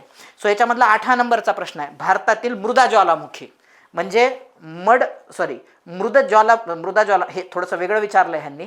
मड व्हल्कॅनो इन इंडिया, मला ते मृदा लिहिलेलं आहे त्यांनी, त्याच्यामध्ये मृदा ज्वालामुखी असं लिहिलेलं आहे, ॲक्च्युली त्यांना मड व्हल्कॅनो विचारायचं आहे. सो हे व्हल्कॅनो का बरं महत्त्वाचे असतात? सो त्याच्यामुळेच महत्त्वाचे असतात. आपण कशाचंही भाई, आपल्याला आर्थिक लाभ जर मिळाला नसता हिमालयापासून तर आपण त्याचा अभ्यासही केला नसता, बरोबर. सो प्रत्येक गोष्टीचे काही ना काही इकॉनॉमिकल ॲस्पेक्ट असतात, ते आपल्याला लक्षात घेऊनच अभ्यास करावा लागतो. म्हणजे पुढं सध्या महाराष्ट्रात काय चालू आहे, भारतात काय चालू आहे, जगात काय चालू आहे, त्याच्या प्रश्नांचं तुमच्याकडं सोल्युशन असलं पाहिजे एक. पण सोल्युशन नेहमी ह्या 3 गोष्टीला धरूनच असलं पाहिजे, तुमचं संविधान, कायदा आणि महापुरुष. आता तुमच्या आन्सर रायटिंगचा फॉर्मॅट कसा असला पाहिजे? तुमच्या आन्सर रायटिंगचा फॉर्मॅटमध्ये पहिल्यांदा इंट्रोडक्शन यायला पाहिजे. इंट्रोडक्शनमध्ये काय, तर तुम्ही करंटमधली एखादी गोष्ट लिहू शकता त्याच्यामध्ये, किंवा आता डेटा आलेला आहे त्याच्याबद्दल लिहू शकता. त्याच्यानंतर तुम्ही तिथं व्याख्या पण लिहू शकतात, किंवा थोडीफार त्याच्याबद्दल माहिती, किंवा संविधानात काय दिलेलं आहे ते पण लिहू शकता इंट्रोडक्शनमध्ये. पुढं त्यानंतर बॉडी, जे प्रश्नात विचारलेलं आहे, सो त्याच्याबद्दल तुम्हाला इथं माहिती लिहावं लागते. बॉडी म्हणतात त्याला. समजा तुम्हाला त्याच्यात फरक विचारला, ह्याच्यात आणि ह्याच्यात काय फरक आहे, बरोबर, इथिक्स आणि मॉरॅलिटीमध्ये काय फरक आहे, किंवा इथिक्स आणि रिलिजनमध्ये काय फरक आहे, तर तुम्ही याला बायफर्केट पण करू शकता. सो ही जी तुमची बॉडी आहे त्याला तुम्ही 2 गटात विभाजित करू शकता. सो ह्या पद्धतीनं इथं तुम्ही इथिक्स लिहिणार, इथं तुम्ही रिलिजन लिहिणार, हे पॉईंट आणि हे पॉईंट डिफरन्सचे, असं या पद्धतीनं पण लिहू शकता. बॉडी आहे, बॉडीमध्ये नंबरिंग न देता असे पॉईंट्स तुम्ही त्याच्यामध्ये लिहू शकता. पॉईंट वाईज लिहिणं कधी पण चांगलं. सो म्हणजे पेपर चेकर आहे त्याला असं थाळीत वाढून द्यायचं, त्याला म्हणायचं भाई फक्त तू आता बसून खा, मी तुला सगळं वाढून दिलेलं आहे ताटामध्ये, येत्या लक्षामध्ये. सो या पद्धतीनं. आणि फायनली काय असलं पाहिजे तुमचं इथं कन्क्लुजन असलं पाहिजे. कन्क्लुजन म्हणजे जे बॉडीत लिहिलेलं आहे तुम्ही. सो मला असं वाटतं की हे असं असं असलं असतं तर हे असं असं झालं असतं. Conclusion should be optimistic. Optimistic म्हणजे त्याच्यामध्ये जसं की आता भारत हा काय आहे, अमृतकाल हा शब्द आहे, विश्वगुरू आपल्याला बनायचं आहे, भारताला एक विकसित देश बनायचा आहे, किंवा त्यामुळेच ही संस्कृती जगातल्या एक वन ऑफ द बेस्ट संस्कृतीपैकी एक होती. सो असं एक कन्क्लुजन नेहमी ऑप्टिमिस्टिक असलं पाहिजे, बरोबर. आणि कन्क्लुजन कसं करायचं, समजा तुम्ही एखाद्या गोष्टीबद्दल पॉझिटिव्ह पॉईंट्स काही लिहिले आणि काही निगेटिव्ह पॉईंट्स लिहिले, तर तुम्ही काय म्हटलं पाहिजे, जसं की आता त्यांनी जनधन योजनेचं क्रिटिकल ॲनालिसिस विचारलं होतं. मग जनधन योजनेबद्दल तुम्ही पॉझिटिव्ह पॉईंट लिहिले की त्याचं सोशल इन्क्लुजन कसं होणार जनधन योजनेतून, बरोबर. आणि याच्यात ड्रॉबॅक्स काय लिहिणार तुम्ही, की बाबा कशा पद्धतीने याच्यामध्ये फेक अकाउंट्स काढण्यात आले. एका कुटुंबात एक अकाउंट काढणं त्यामध्ये अपेक्षित होतं, पण एकाच कुटुंबातल्या 5ही सदस्यांचे ते पण डबल काढले का बरं, टार्गेट पूर्ण करायचे होते. सो त्याच्यामध्ये अनेक वर्ग असा आहे जो रिमोट एरियाजमध्ये राहतो, त्यांचे अकाउंटच काढण्यात आलेले नाही आहे. सो असे अनेक गोष्टी तुम्ही त्याच्यामध्ये लिहू शकता. म्हणजे अजूनही सावकार ग्रामीण भागामध्ये लोकांचं आर्थिक शोषण करतायत. सो हे आर्थिक शोषण थांबवणे हा या स्कीमचा उद्देश होता प्रधानमंत्री जनधन योजनेचा, पण तो पूर्ण झालेला नाही आहे. मग हे तुम्ही त्याच्यामध्ये ड्रॉबॅक्स लिहिले त्याचे. पॉझिटिव्ह क्रिटिकली अनालिसिस म्हटल्यावर पॉझिटिव्ह निगेटिव्ह दोन्ही लिहावं लागतात. कन्क्लुजन कसं असलं पाहिजे, जर आपण ह्या निगेटिव्हवर मात केली, असं लिहू नका, नाही तर काही लोक असतात पहा काय सरकार विरोधी सतत बोलत राहतात ते, आणि ह्या सगळ्या गोष्टी ते तुमचे मत वेगवेगळे असू शकतात सरकारबद्दल, ते समर्थन करणारे विरोध करणारे पण असू शकतात, पण कन्क्लुजन नेहमी असंच लिहायचं की स्कीम बेस्ट आहे, स्कीमचा उद्देश बेस्ट आहे, स्कीममधले असणारे कंपोनंट बेस्ट आहे. फक्त ह्या निगेटिव्हचा आपल्याला याच्यावरती काम करायचं आहे.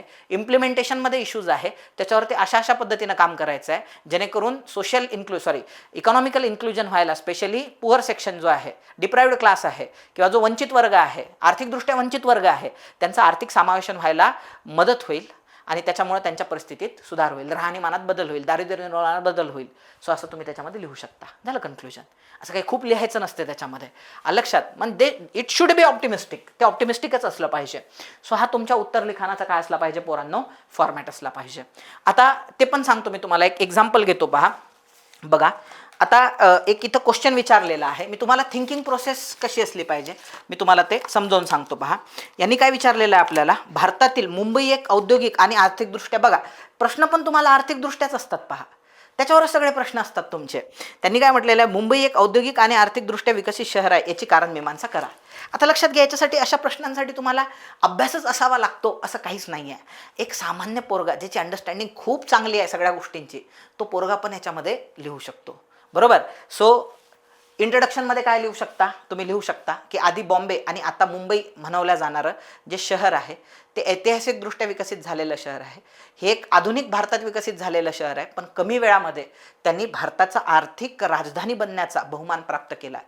सो त्यासाठी असणारे काय विचारलेले आहे त्यांनी, त्यासाठी असणारे जी कारणं आहेत, त्यांनी कारण मीमांसा विचारलेली. आपण कारण मीमांसाच शब्द वापरायचा, कधी पण लक्षात ठेवायचं आपल्या उत्तरामध्ये, बरोबर. सो आपल्या प्रश्नांतले शब्द दिसले पाहिजे.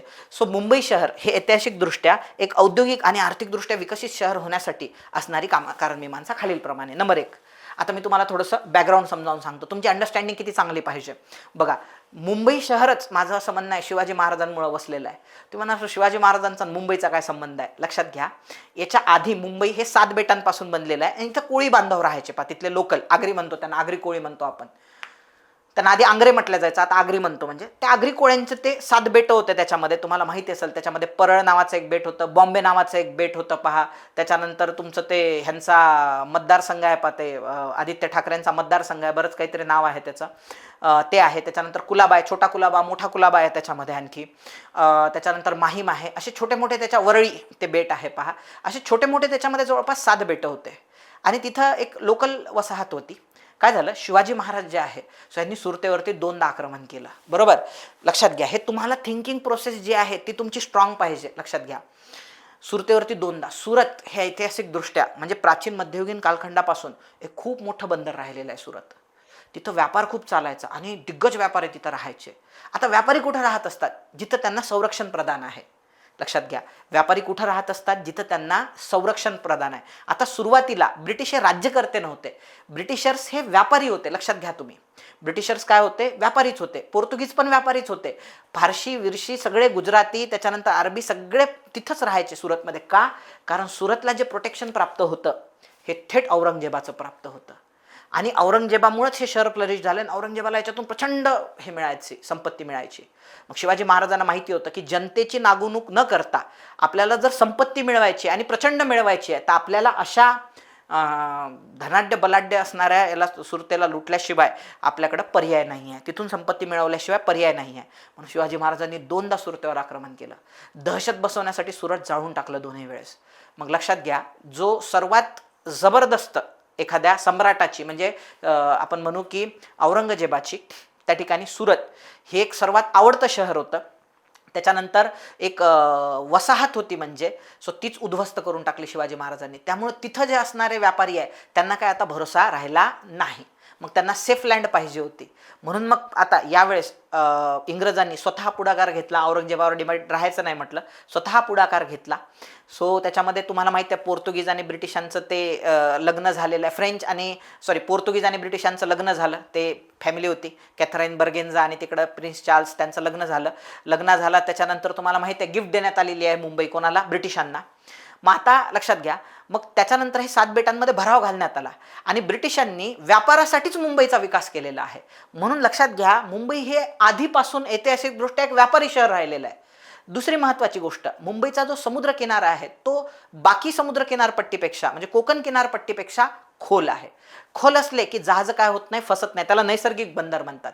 त्याच्यामुळे जे आकाराने मोठे मोठे जहाज आहे असणारे, सो ते डायरेक्ट मुंबईच्या माझगाव डॉक म्हणा किंवा तिकडे JNPT म्हणा तिथपर्यंत येऊ शकतात. म्हणजे आजही जे मोठे मोठे जहाजं आहे सो त्यांचं जे खालचा भाग आहे तो घासला नाही पाहिजे समुद्राच्या तळाला, त्यासाठी समुद्र खोल असणं गरजेचं आहे. आणि समुद्र त्या मुंबईमध्ये खोल असल्यामुळं डायरेक्ट काय आहे त्या ठिकाणी तो समुद्राच्या किनारपट्टीपर्यंत येऊ शकतो. समुद्राच्या आतमध्येच कुठेतरी थांबून त्याच्यावर लोडिंग अनलोडिंग करायची गरज नाही, म्हणजे खर्च वाचतो आपला. वाढवण बंदर त्याच्यासाठी डेव्हलप केलं चाललंय, त्याच्यावर पण आयोगाने प्रश्न विचारला. मग अशा पद्धतीनं म्हणजे ऐतिहासिक वारसा असल्यामुळं आणि डेव्हलप होतानाच इकॉनॉमिक होत असल्यामुळं सो ते भारताचं काय आहे, एक आर्थिकदृष्ट्या विकसित आणि औद्योगिक केंद्र आहे. हा झाला हिस्टॉरिकल बॅकग्राऊंड त्याच्यासाठी. लक्षामध्ये दुसरा कोणता बॅकग्राऊंड देऊ शकता, जॉग्राफिकल, ज्याच्यात मी तुम्हाला सांगितलं त्या पाण्याची डेप्थ. दुसरं, समुद्राच्या किनारी वसलेलं आहे त्याच्यामुळे तिथलं टेम्परेचर मॉडरेट असते. हिवाळ्यात ते खूप कमी झालं तर 25 डिग्री सेल्सिअस, उन्हाळ्यात खूप वाढलं 38 डिग्री सेल्सिअस. म्हणजे जिथं आमचं अमरावती 47वर पोहोचलेलं होतं, कोकण 37 होतं त्यावेळेस, कारण ते समुद्राच्या किनारा, समुद्राचा मॉडरेटिंग इफेक्ट आहे. हे झालं जॉग्राफिकल रिजन. तुम्हाला तुमचं अँसर सजवायचं आहे वेगवेगळ्या अँगलने, एक अँगल देऊन चालता येणार नाही तुम्हाला. नंबर 3, जॉग्राफिकल रिजनमध्ये आणखी एक महत्त्वाची गोष्ट, सो ते म्हणजे तिथं जे स्वस्त मजूर आहे कोकणातले जे आहे, चाकरमान म्हणतो आपण त्याला. सो इथं महाराष्ट्रातल्या लोकांमध्ये, आता ते म्हणायला नाही पाहिजे पण नोकरी करण्याची प्रवृत्ती खूप जास्त आहे. तुम्ही पण सरकारी नोकरीसाठीच तयार करताय. सो इथं बिझनेसमॅन नाही आहे. सो त्यामुळे इथं मोठ्या प्रमाणात जेव्हा बिझनेस कम्युनिटी सेटल झाल्या तेव्हा नॅचरल रिसोर्सेस आणि ह्युमन रिसोर्सेस त्यांना चीपमध्ये अवेलेबल झाले. नॅचरल रिसोर्सेसमध्ये आपण म्हणू शकतो नदी आहे, आलं लक्षामध्ये, स्वच्छ पाणी आपण त्याला म्हणता येईल आपल्याला. सो त्याच्यानंतर हे नॅचरल रिसोर्सेस त्यांना इझिली अवेलेबल झाले. चीप लेबर त्यांना तिथला कोकणातला अवेलेबल झाला. सो त्याच्यामुळे इथं मजुरांनी पण यायला विदेशी व्यापाऱ्यांनी पण इथं स्वतःचं बस्तान मांडायला सुरुवात केली. उद्योगांसाठी औद्योगिक शहर म्हणून विकसित व्हायचं असेल तर भांडवलाची गरज असते. इथं RBIचं ऑफिस आहे, बॉम्बे स्टॉक एक्सचेंज आहे. सो त्याच्यामुळे त्याला आर्थिक आधार पण त्या ठिकाणी, आता आपण आर्थिकतेत आलेलो आहे. दुसरं, मुंबईची कनेक्टिव्हिटी, विमानतळ तिथं विकसित आहे. सो मुंबई स्वतः CST जे CSMT Chhatrapati Shivaji Maharaj terminus, so हे स्वतः मध्य आणि पश्चिम रेल्वेचं काय आहे, मुख्यालय आहे. सो कनेक्टिव्हिटी चांगली आहे, रोड चांगले आहे. पुण्यासारख्या आणि दिल्लीसारख्या, मद्राससारख्या शहराला मुंबई जोडल्या गेलेली आहे, ते पण नॅशनल हायवेनी. सो सुवर्ण चतुष्कोनाचा मुंबई एक अविभाज्य भाग आहे, बरोबर. आता तिथं तुम्हाला माहिती आहे बुलेट ट्रेन पण येते तिथून अहमदाबादला जाणारी. सो त्याच्यामुळे ह्या सगळ्याच कारणामुळं सो मुंबई ॲज अ औद्योगिक शहर म्हणून याच्यात आणखी पॉईंट्स ॲड करता येतात आपल्याला. सो आपल्याकडे कंटेंटची काही कमी नाही, पण तुमची थिंकिंग प्रोसेस ती असली पाहिजे. सो तुम्हाला वेगवेगळे अँगल दिले पाहिजे की हा इकॉनॉमिकल अँगल आहे, हा पॉलिटिकल अँगल आहे. पॉलिटिकल अँगल काय, सो मुंबईमध्येच मंत्रालय आहे. सो त्याच्यामुळे जो कोणी मुख्यमंत्री, आताचे जे मुख्यमंत्री आहे फडणवीस हे आमच्या नागपूरचे आहेत, बरोबर. पण लक्षात घ्या ते मुंबईमध्ये असल्यामुळं आलं लक्षामध्ये. सो ज्या पॉलिसीज बनतात ह्या मुंबईच्या अँगलने बनण्याच्या शक्यता जास्त असतात. सो पॉलिटिकली तिथली महानगरपालिका आशिया खंडातली सर्वात श्रीमंत महानगरपालिका समजल्या जाते, म्हणजे सर्वात जुनी आणि सर्वात श्रीमंत महानगरपालिका समजल्या जाते. सो त्यामुळे इन्फ्रास्ट्रक्चर डेव्हलप व्हायला. सो ह्या झाला पॉलिटिकल ॲस्पेक्ट. तर तुम्हाला जॉग्राफीमध्ये जरी प्रश्न विचारला तर तुम्हाला जॉग्राफिकल ॲस्पेक्ट लिहायचे आहे त्याच्यामध्ये, पण असे वेगवेगळे ॲस्पेक्ट. आज मी हा प्रश्न डिस्कस करत होतो बायकोशी आणि मी तिला समजावून सांगत होतो की कशा पद्धतीनं मुंबई ब्रिटिशांनी तयार केली, पण कारण शिवाजी महाराज आहे. तर तिनं मला एका शब्दात सांगितलं की बघ रे दादा, तू फक्त हिस्टॉरिकल बॅकग्राऊंड नाही देऊ शकत. मग मी म्हटलं बाई ग, मी सगळे सांगणार आहेत त्यांना ॲस्पेक्ट, बरोबर. विद्यार्थ्यांना माझे सगळेच ॲस्पेक्ट मी त्यांना सांगणार आहे. तर तुमची थिंकिंग प्रोसेस अशी असली पाहिजे. लक्षामध्ये. आता आणखी एक प्रश्न आयोगाने विचारला होता त्याच्यामध्ये वारकरी संप्रदायावरती. कशावरती विचारला होता? वारकरी संप्रदायावरती. आता समजून चला, वारकरी संप्रदायाबद्दल तुम्हाला फक्त माहित आहे हे लोक वारीला जातात म्हणून, आणि बाकी काहीच माहित नाही वारकरी संप्रदायाबद्दल तुम्हाला. त्यांनी एक क्वेश्चन विचारलेला आहे त्याच्यामध्ये, explain the philosophy of Warkari sect. वारकरी संप्रदायाची जी फिलॉसॉफी आहे,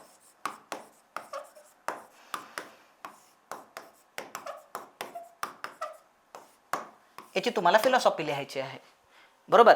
आता तुम्हाला माहिती आहे, तुम्ही याच्यात इंट्रोडक्शन लिहू शकतात, बरोबर. सो याच्यामध्ये वारकरी संप्रदाय हा भारतात मध्ययुगीन कालखंडामध्ये भक्ती चळवळीतून आलेला एक संप्रदाय होता, वारकरी संप्रदाय, ज्यामध्ये विठ्ठल नामाला प्रचंड महत्त्व देण्यात आलेलं आहे. आणि त्याची जी फिलॉसॉफी होती, त्याचं जे तत्वज्ञान आहे ते खालीलप्रमाणे. आता तुम्हाला तत्वज्ञान माहीतच नाही, बेसिक माहिती आहे फक्त. वारकरी संप्रदायात विठ्ठलाला एक अविभाज्य, विठ्ठल स्वामी किंवा साऊथ इंडियामध्ये विठ्ठल स्वामी म्हणतात, किंवा विठ्ठलाला अविभाज्य स्थान आहे त्याच्यामध्ये. सो एवढं तुम्हाला फक्त त्याच्यामध्ये माहिती आहे. आता फिलॉसॉफी, मला तत्वज्ञान लिहायचं आणि ते कमी वेळात लिहायचं, मी कसं लिहिणार? तर लक्षात घ्या, कुठलंही संप्रदाय, कुठलीही चळवळ असू द्या, सो ती चांगल्याच कारणासाठी होते, बरोबर. चांगल्या कारणासाठी म्हणजे काय?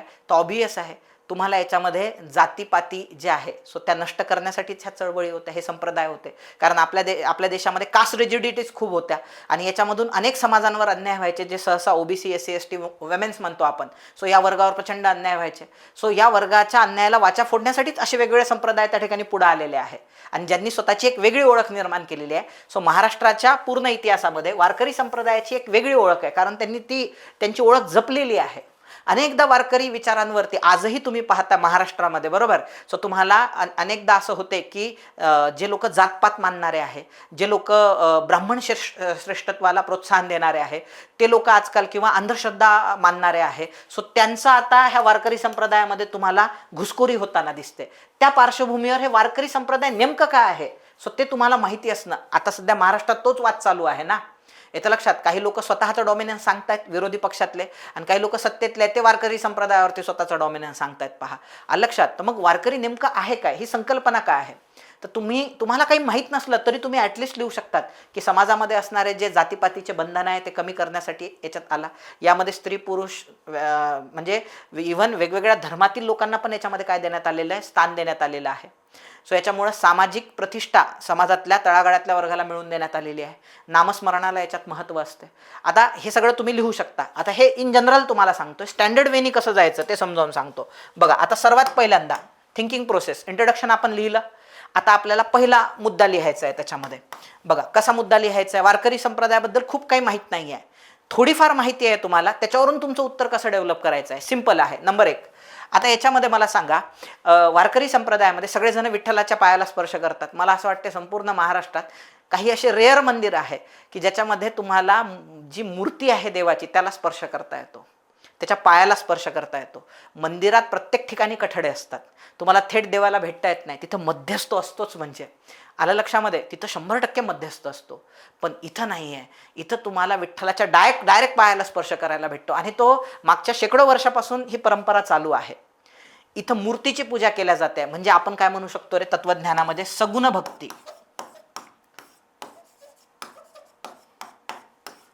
काय म्हणू शकतो रे आपण? सो ही जी विचारधारा आहे ही सगुण भक्ती आहे. दुसरं, विठ्ठल स्वामी किंवा विठ्ठल जे आहे हे कोणाचा अवतार मानल्या जातात? हा विष्णूचाच अवतार मानल्या जातात. म्हणून हा इनडायरेक्टली काय आहे? भागवत संप्रदाय आहे, किंवा आपण त्यांना म्हणू शकतो अलवार आणि नयनारमध्ये आपण त्यांना अलवार म्हणू शकतो, म्हणजे अलवार संप्रदाय हा, किंवा वैष्णवाईट आहे, आपण त्याला वैष्णविझम म्हणू शकतो. म्हणजे सो या विचारधारेला मानणारी ही संस्कृती होती मध्य भारतातली. नंबर 2, आता हिंदू धर्मामध्ये जेवढ्याही संस्कृती उदयाला आलेल्या आहे किंवा जेवढ्याही चळवळी, भक्ती चळवळी उदयाला आलेल्या, जेवढे संप्रदाय उदयाला आलेले आहे, त्यांनी एकच संदेश दिलेला आहे. कोणता? सो ते म्हणजे शंकराचार्याचा अद्वैत सिद्धांत. अद्वैत काय असते बेसिक तुम्हाला माहीत पाहिजे, की याच्यामध्ये माणसाच्या अंगी असणारा आत्मा आणि परमात्मा एकच आहे. आत्मा हा परमात्म्याचा अंश आहे, येतं लक्षामध्ये. सो हे मानणारे जे लोक आहे, सो त्याला अद्वैत म्हणतात, की तुम्ही आणि देव वेगवेगळे नाही आहे, ते एकच आहे. सो हा मानणारा विचार तुम्हाला कशात दिसतो रे? अद्वैतात दिसतो. हा अद्वैताचा विचार वारकरी संप्रदायात कोणी सांगितलेला आहे? ज्ञानेश्वर महाराजांनी सांगितलेला आहे. आत्मा सर्वरूपी, येतं लक्षामध्ये. सर्व रूपामध्ये काय झालेला आहे, तो प्रत्येकाच्या याच्यात नटलेला आहे. ते म्हणतात की माझ्या अंगात जो आत्मा आहे तो त्या रेड्याच्या अंगात आहे. मग ते रेड्याच्या मुखातून गीता वदवली वगैरे, मग त्याच्याबद्दल स्टोरीज वगैरे भरपूर सांगितल्या जातात. सो ज्ञानेश्वर महाराज सांगतात नंबर 3, सो याच्यामध्ये जातीपातीला थारा नाही आहे बिलकुलच. सो तुम्हाला वारकरी संप्रदायामध्ये सगळ्याच जाती धर्मातले, जवळपास सगळ्याच जाती धर्मातले लोक तुम्हाला पाहायला मिळतात. सो त्याच्यामध्ये तुम्हाला ब्राह्मण जातीमधले पण पाहायला मिळतात, जसं की ज्ञानेश्वर महाराज आहे. सो हे ब्राह्मण वर्गातले होते. त्यानंतर सर्वात प्युअर मानला जाणारे ब्राह्मण समुदायामध्ये देशपांडे असतात पहा, तर ते एकनाथ देशपांडे होते. एकनाथ महाराज हे प्युअर ब्राह्मण होते, म्हणजे घरचे प्रचंड श्रीमंत होते. तसेच तुम्हाला याच्यामध्ये दलित वर्ग पण तुम्हाला सामील दिसतो. संत चोकामेळा, संत बंकामारा, संत जनाबाई, सो महिला पण तुम्हाला दिसतात त्याच्यामध्ये. सो हे महार जमातीतून आलेले, मातंग जमातीतून आलेले हे संत आहेत. म्हणजे संत चोकामेळा, संत बंकामारा, संत जनाबाई मातंग समुदायातून बिलॉंग्स करत होत्या. म्हणजे सो त्यानंतर बहुजन, त्याच्यामध्ये जे म्हणतो आपण ओबीसी, ते पण त्याच्यामध्ये होते. जसं संत सावतामाळी आहे, संत नामदेव महाराज आहे, ते शिंपी होते संत नामदेव महाराज, लक्षात. सो हे सगळेजण वारकरी संप्रदायाशी बिलॉंग्स करतात. यांनी वारकरी संप्रदाय काय केलेला आहे? मजबूत केलेला आहे. याच्यामध्ये स्त्रियांचा पण तेवढा समावेश आहे जेवढा पुरुषांचा याच्यामध्ये समावेश आहे. म्हणजे त्याच्यामध्ये चोखामेळा महाराजांचं तर ते म्हणजे त्यांचं तर एक वेगळं स्टँडर्ड आहे. म्हणजे चोखामेळांचं ते जरी महार असले तरी ते आहे ना, त्यांनी लिहिलं होतं, जोहार मायबाप, जोहार मायबाप, ते नदी डोंगी पर जळ नवे डोंगा, काय भुललासी वरलिया रंगा. त्यांचं ते पूर्ण आरटी, त्यांचं जे पूर्ण साहित्य आहे. सो तुम्हाला जर ते काही समजा तुम्ही पाठ केलं असेल निबंधासाठी, तर तुम्ही इथं पण मेन्शन करू शकता पहा. सो असे वेगवेगळे पॉईंट. म्हणजे वारकरी संप्रदायामध्ये तुम्ही ऑब्झर्व करा, सगळेच पांढरे कपडे घालून येतात आणि फेटा घालता येत नाही तिथं. फेटा हे उच्च निश्चितेचं लक्षण आहे. मग पगडी घालणार, ज्याची लय मोठी पगडी तोचा मान सर्वात मोठा, ज्याची कमी पगडी त्याचा मान. तिथं टोपी घालूनच जायचं भाऊ तू डायरेक्ट. डोक्यावर टोपी असलीच पाहिजे, सगळ्यांच्या सारखीच टोपी. मग तू ब्राह्मण आहे, शूद्र आहे, दलित आहे, वैश्य आहे, काही घेणं देणं नाही, तू वारकरी आहे फक्त. दुसरं, वारकरी संप्रदायाचं आणखी एक तत्वज्ञान आहे की याच्यात एकमेकांच्या पाया पडल्या जाते. म्हणजे जो माणूस पाया पडतो तो लहान होत नाही, ज्याच्या पाया पडतो तो मोठा होत नाही. तुमचं वय काही असो, एक 12 वर्षाचं पोरगं येऊन जर तुम्हाला पाया पडलं तर तुम्ही त्या 12 वर्षाच्या पोराच्या पाया पडलं पाहिजे. मग आता सगळेजण विठ्ठलाच्या पाया पडायला जातात, विठ्ठल तर वाकून तुम्हाला नमस्कार करू शकत नाही. तर हे सौंदर्य तुम्हाला फक्त वारकरी संप्रदायातच पाहायला भेटते, की जेव्हा सगळे त्यांचे भक्त विठ्ठला भेटून निघून जातात. सो विठ्ठला तुम्ही पाहिलं असेल, सोन्या मोत्यांच्या अशा माळा घातल्या जात नाही.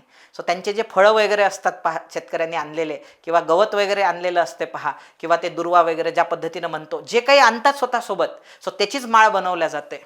आलं लक्षामध्ये. स्वतः विठ्ठल काळा आहे, म्हणजे त्याच्यात रेसिझमला महत्त्व नाही आहे. बाकीचे देव तुम्हाला गोरेपान चिकणे चोपडे दिसतात, म्हणजे विठ्ठल आणि रुक्मिणी तुम्हाला काळ्या रंगाचे दिसतात, जो शेतकऱ्यांचा स्वतःचा भारतीय रंग आहे. म्हणजे सो त्याच्यात ते आहे.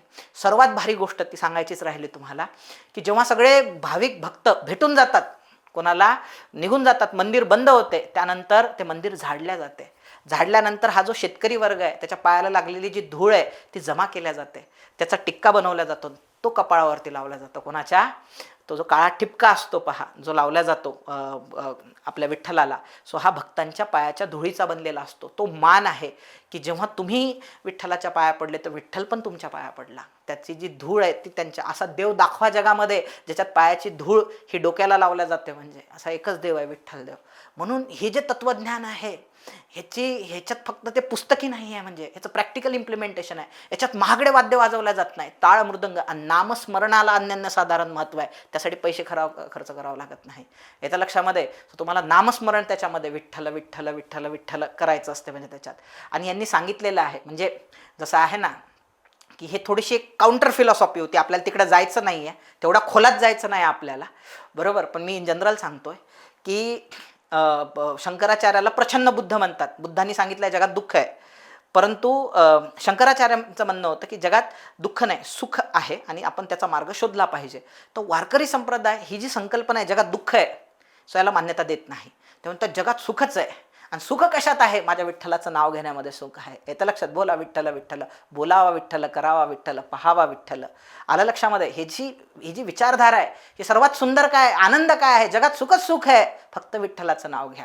म्हणून आपल्या इथं लेकरांचे नाव पण विठ्ठल ठेवल्या जातात, मुलींचे नाव रुक्मिणी ठेवल्या जातात. पहा, सो ती संस्कृतीच वेगळी आहे. म्हणजे सो आता याच्यामध्ये हे लिहित असताना तुम्हाला हे जे बारीक बारीक ऑब्झर्वेशन आहे, म्हणजे टाळ चिपड्यांचं किंवा मृदंग वाजवला जातो त्याच्यामध्ये, ह्या ज्या बारीक बारीक सगळेच जण पांढरे कपडे घालतात, पैदल वारीला जातात महागड्या गाड्यांमध्ये, कोणी बग्गीमध्ये आला आणि कोणी बैलगाडीमध्ये आला. मग बैलगाडी आला तर गावचा हा श्रीमंत माणूस आहे, हा उच्चवर्णीय आहे, जर घोड्याच्या बग्गीत नाही, सगळ्यांनीच पैदल यायचं डोक्यावरती तुळशी घेऊन. आलं लक्षामध्ये? सो हे तुम्ही असं भरपूर काही त्याच्यात मेन्शन करू शकता. फक्त तुम्हाला एक बेसिक थीम माहीत पाहिजे प्रत्येक गोष्टीची, तुम्ही भरपूर लिखाण करू शकता त्याच्यामध्ये. असो, असं याच्यात भरपूर पॉईंट आहे. आता एक दोन पॉईंट आपले राहून गेले.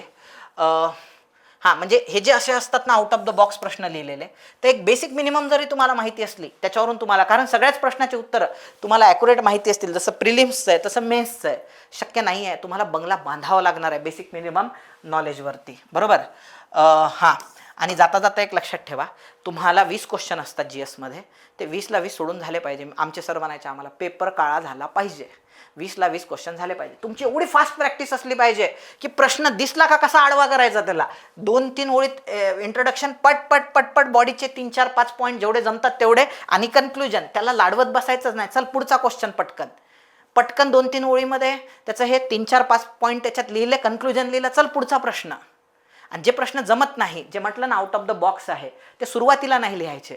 सुरुवातीला जर लिहिले आणि आपले त्याच्यात वीक आर्ग्युमेंट्स असतात, बरोबर, म्हणजे आपल्याला जे प्रश्न जमत नाही त्याचे जे आर्ग्युमेंट्स असतात, हे त्याचं आन्सर जनरलिस्टिक असते. आता तुम्हाला हे माहीत नाही वारकरी संप्रदाय, तर त्याचं उत्तर हे स्पेसिफिक नसणार आहे, जनरलिस्टिक असणार आहे. म्हणजे तर मग ते उत्तर जर सुरुवातीलाच तुम्ही लिहिलं तर तुमचं पेपर राईट चेकिंगवाल्यावरती बॅड इम्प्रेशन पडते.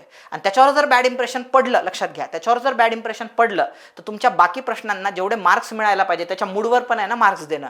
म्हणून ज्याचे परफेक्ट माहिती आहे त्याचे आधी सोडून घ्या, आणि ज्याचे तुम्ही इमले बंगले बांधणार आहे, लॉजिक लावणार आहे त्याच्यामध्ये, किंवा ब्लंट ॲन्सर देणार आहे, द्यायचे आहे, बिना सोडवून यायचंच नाही आहे.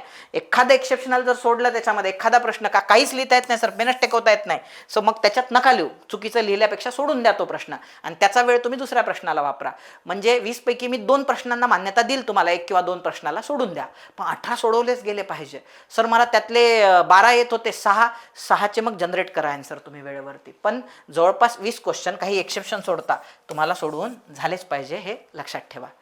सो भरपूर आहे आपल्याला, जेव्हा जेव्हा वेळ मिळेल. आता एक 14 तारखेची एक्झाम झाल्यानंतर परत आपण त्याच्यावरती भाष्य करू. निबंध लेखनावरती स्पेशली मला तुमच्याशी बोलायचं आहे, वेगवेगळे विषय घेऊन पण तुमच्याशी नॉलेज. आता नॉलेजच आहे इथं, प्रत्येक गोष्टीचं प्रॉपर नॉलेज, बेसिक्स तुम्हाला माहीत असले पाहिजे, तरच तुम्हाला बंगले बांधता येतात पेपरमध्ये. अदरवाईज तुमच्या जे रट्टा मारलेला पोर्शन आहे त्याचा तितकासा उपयोग होत नाही. हां, फक्त क्वेश्चन्सला स्पेसिफाय करण्यासाठी तुम्ही डेटा त्याच्यामध्ये पुट करू शकता. समजा लोकसंख्येचे आकडे तुम्ही हे केलेले आहे, बरोबर, तर तुम्हाला त्याच्यात लिहिताना लोकसंख्येचे पॉझिटिव्ह निगेटिव्ह लिहावं लागतील, पण लिहिताना त्याला स्पेसिफाय करण्यासाठी तुम्ही मेन्शन करू शकता. म्हणजे असं न लिहिता बाबा भारतात लोकसंख्या वाढ पाहायला मिळते काही दशकात, पण लोकसंख्या वाढीचा दर कमी झालेला आहे, तर तुम्ही डायरेक्ट पुट करू शकता की 2011मध्ये 2001च्या तुलनेमध्ये एवढी घसरण झाली, 21.5% होता तो 17.5%वर आला, जर पाठ असेल तर. सो त्यामुळे तिथं थोडासा फॅक्च्युअल डेटाचा उपयोग होतो तुम्हाला, जो तुम्ही प्रीला केला होता. पण आता मात्र तुम्हाला समजून उमजूनच याच्यामध्ये उडी टाकावी लागणार. प्रत्येक गोष्टीचं बॅकग्राऊंड काय, ती कशी घडते, त्याचे परिणाम कसे होत आहेत, तिचं महत्त्व काय पूर्ण भारताच्या इतिहासामध्ये. जसं त्यांनी, आता मी सांगत बसत नाही तुम्हाला, पण सविनय कायदेभंगाचं महत्त्व विचारलेलं आहे त्यांनी सविनय कायदेभंगाचे कारण नाही विचारले, परिणाम नाही विचारला, कसं झालं हे पण नाही विचारलं, महत्त्व काय आहे भारताच्या इतिहासात, सविनय कायदेभंग कुठं स्टँड करतो. तर मग हे लिहिण्यासाठी तुम्हाला लक्षात घ्या, सविनय कायदेभंग व्यवस्थित समजलेला माहिती असला पाहिजे. तुम्हाला त्याला कम्पेअर करता आलं पाहिजे, असहकार, चले जाव आणि बाकीचे स्वदेशी आंदोलन वगैरे, 1857चा उठाव, काँग्रेसची स्थापना. सो ह्या सगळ्या घडामोडींमध्ये त्याला कम्पेअर करता आलं पाहिजे, आणि मग त्याचं महत्त्व मेन्शन करता आलं पाहिजे. लक्षात. सो अशाच पद्धतीनं तुम्हाला अभ्यास आणि थिंकिंग प्रोसेस जी आहे, क्रिटिकल ॲनालिसिस म्हणतो आपण, सो टीकात्मक परीक्षण, सो ते तुम्हाला करावं लागणार. सो वेळोवेळी आपण पाहणारच आहोत, जेवढं आपल्याला करता येईल, जेवढं देता येईल तेवढं आपण देऊ. झाकलीमूठ 1.25 लाखाची नाहीच आहे. बॅच लावली बाबा म्हणून सागर सरांनी सगळं दिलं आणि यूट्यूबला सागर सर हातचं राखून बोलतात, बिलकुल नाही. सो ओपन एंडेड आहे सगळं. तरी आजचं लेक्चर कसं वाटलं ते नक्की लिहून आम्हाला कळवा. भेटूया आपण पुढच्या लेक्चरमध्ये. तो धन्यवाद. जय हिंद.